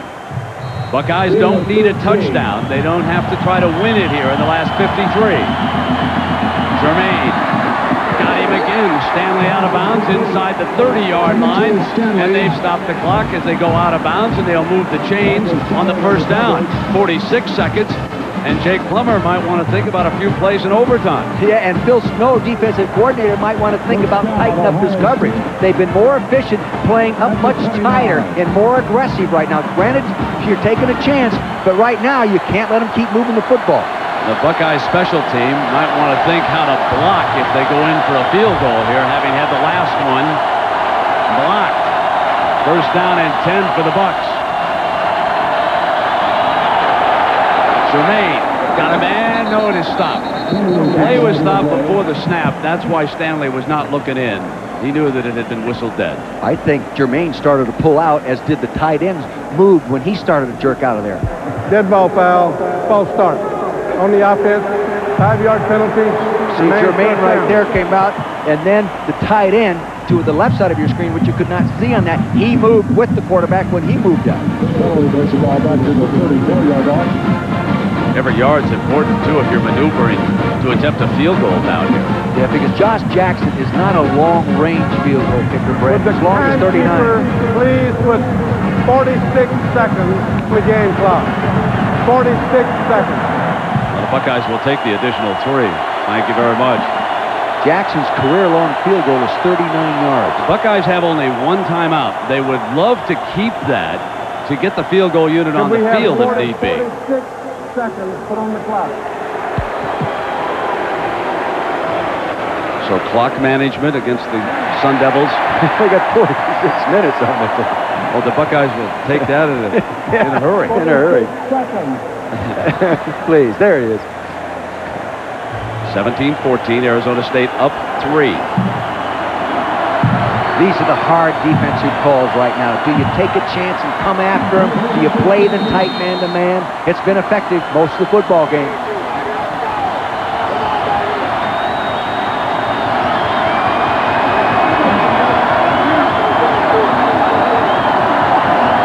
Joe Germain. Got one-on-one against Simmons. And there's a penalty flag on the play.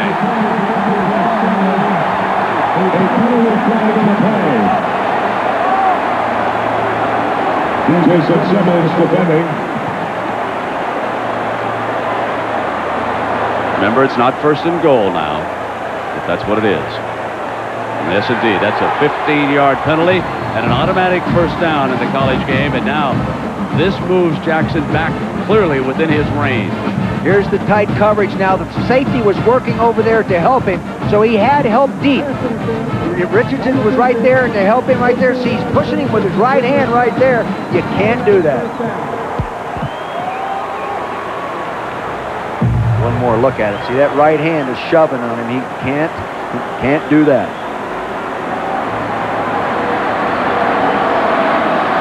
Now they are down to the 20-yard line. See, that right there is a 37-yard field goal.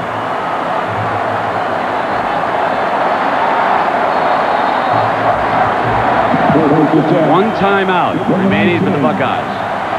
Germain authoring a splendid drive here in the closing moments of this Rose Bowl. Fake. Looks back the other way. It's open if he wants to run. He threw it incomplete. There was an alley wide open. He could have run all the way to the 10-yard line. He might have run the thing in the end zone. There was nobody there, Brent. They were covered back there. They were doubling the outside wide receiver that way. He had a heck of a lane. You'll see what we're talking about. We take a high end zone look at the play. Drop back, set up. He pumps left first. He wanted to run a little go pattern. It wasn't there. He feels the pressure. He gets outside. Look at the lane up inside. Look at the lane inside. Doesn't take it. Wow. Fullback Keller had slipped out. Smith, the linebacker, was there. Germain avoiding the interception, so he threw it out over his head. Second down, now 10. Remember, the ball is at the Sun Devils 20. Coming after him. Germain calmly fires high. Pass interference. Gee. Yeah, I wouldn't say that too, Stanley. Looked like he had a hold of him. That's Courtney Jackson, the nickel man, 23, who had checked in. USC fans have a painful memory of him. He's the young man who scooped up that toss by Auten and dashed it in the overtime. I saw pass interference, Brent. Excuse me. Top of your screen, Jackson, number 23. I don't know what the heck that is. If that is, those guys down there, the officials, ought to donate their check to charity on that call. My gosh, that's too obvious. Excuse me.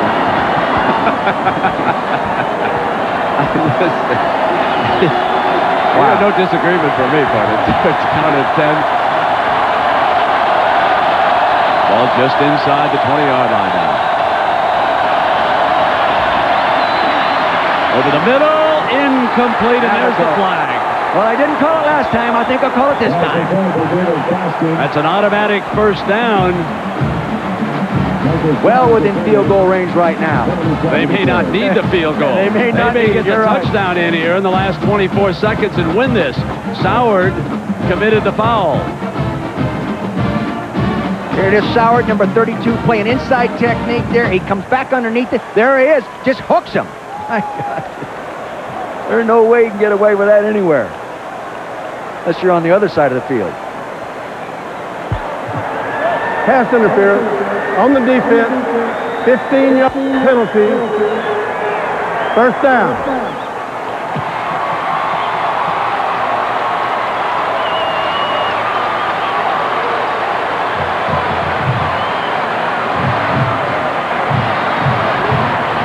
Bruce Snyder on that Arizona State side has said over and over that negative events have not impacted us very much this year. They're about to be tested on that. 24 seconds to go. The Buckeyes still have a timeout remaining. They're down by 3, and they are now at the Sun Devils' 5-yard line. The big thing, Brent, is don't turn it over if you're throwing the football. Keller is offset from Pepe. Jermaine going to throw it wide open. Got him. Buckeyes lead it. 19 seconds to go. And the freshman, David Boston, with his second touchdown pass of the game. You know, he just used a little press move. He came off the line of scrimmage, Brent, moved to the inside, reverse pivot, and pushed to the outside, threw the strike, touchdown. Very well done. Wow, college football. No better game. Can the Jake do it again? It looked like John wanted to use his last timeout. They can't believe chaos down there, and they're getting Wiley. They're rushing Wiley into the game to call the timeout. They attracted the referee's attention by sending the fastest man on the sideline after him before the snap. Ladies and gentlemen, the Texas No one is permitted on the play here. That's what I'm talking about right now. Move to the inside, see, push, then wheel back to the outside right there, and for some reason, he dropped off him. Courtney Jackson, red shirt freshman mistake. Again, to the right side of your screen. Good time, no pressure on him. Throws it wide to the outside, all alone. Courtney Jackson acted like he had some help. You know, you feel pain for Bruce Snyder, but you really can feel joy for this man. 1-6 in bowl games, beaten by Michigan. Man who faces pressure every day in Columbus, Ohio, and who knows, maybe finally something good has happened to Coach Cooper and the Buckeyes. And as you said, Brent, he does deserve it. On the other side, this guy, the coach of the year, by any measurement, with the job he did with the Sun Devils, it looked like they pulled it off one more time. But it was the drive of the year as far as Buckeye fans are concerned. Joe Germain, who struck us as being very calm during that drive when he drove the Bucks down the field. Wasn't rattled, wasn't nervous. And now it'll be Jackson to see if he can put this one out of field goal range as far as Arizona State is concerned. They get at it and block it. I think it was a low kick. Again. How'd you believe it? He has left them within field goal range with his second block kick here in the fourth quarter. He came into the game with 3. He can really, he times it. Good sense of timing. He comes right from here. Number 94. He'll leap. You'll see him appear. Here he comes. Good timing. See, came up over the top. Instead of being down in a 4-point stance, coming through a gap like he was in blocking the field goal, he's back off and times the leap. Here he is right now. As long as he doesn't propel himself and using somebody else's body, that's a legal play. What a great Rose Bowl. 2017. Ohio State leads it, but only by 3.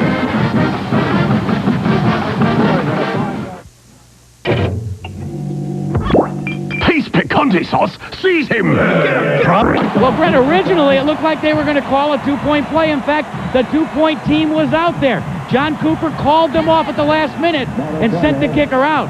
So you got to begin to second guess 2 points or 1 point. They got no points. I think in that situation, though, Jack, you've got to kick the extra point. You don't think that's going to I agree. You got to get to 4 if you can. I agree with you. Here is the kickoff now. They're going to put it in Redmond's hands at the 15-yard line. Can they get a return? Alley right side out to the 34-yard line. Arizona State with 1 timeout left and 14 seconds, and the one fella that they want to stay away from is number 24, Sean Springs. He has been magnificent in that defensive backfield all day long. They came in as the #1 pass defense in the country, the #6 defense overall in the country, and they proved why they're rated that high. They have earned the right. They'll be way back in a prevent defense. And Jake throws for the first down to Bush. He'll get out of bounds, stop the clock at the 47-yard line. Just 7 seconds left and 1 timeout. So they need 1 long completion here, then use the timeout if they can hurry and get Neese on the field to attempt the field goal. Yeah, plus with 7 seconds, Brent, the long completion might eat up 7 seconds. Exactly, Coach. They should be 3 deep across there or 4 deep across. They're 3 deep across in the secondary. On a quick count. Middle got the first down. Jackson's got to get down. They got to stop it. Time has run out. Ohio State beats Arizona State. The Sun Devils' dream comes to an end in Pasadena, but not before they put on a heck of a fight. Bruce Snyder's Sun Devils give it up in the last 30 seconds. Ohio State University Buckeyes 20. Arizona State University Sun Devils 17. And now John Cooper, 10 years apart. He came here with Arizona State and won. Now he's come back with Ohio State and won. That is his daughter, a member of the media, who's down there on that crush. The Buckeyes win their first Rose Bowl since, well, way back in the 70s.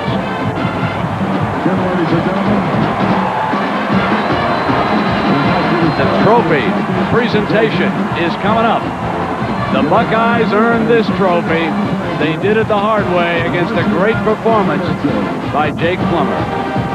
Belisari with a hug for his fallen comrade as Ohio State wins it 2017. We'll be right back. Arm yourself with a new kind of deodorant. What you look like right there? You got a corner sitting outside you.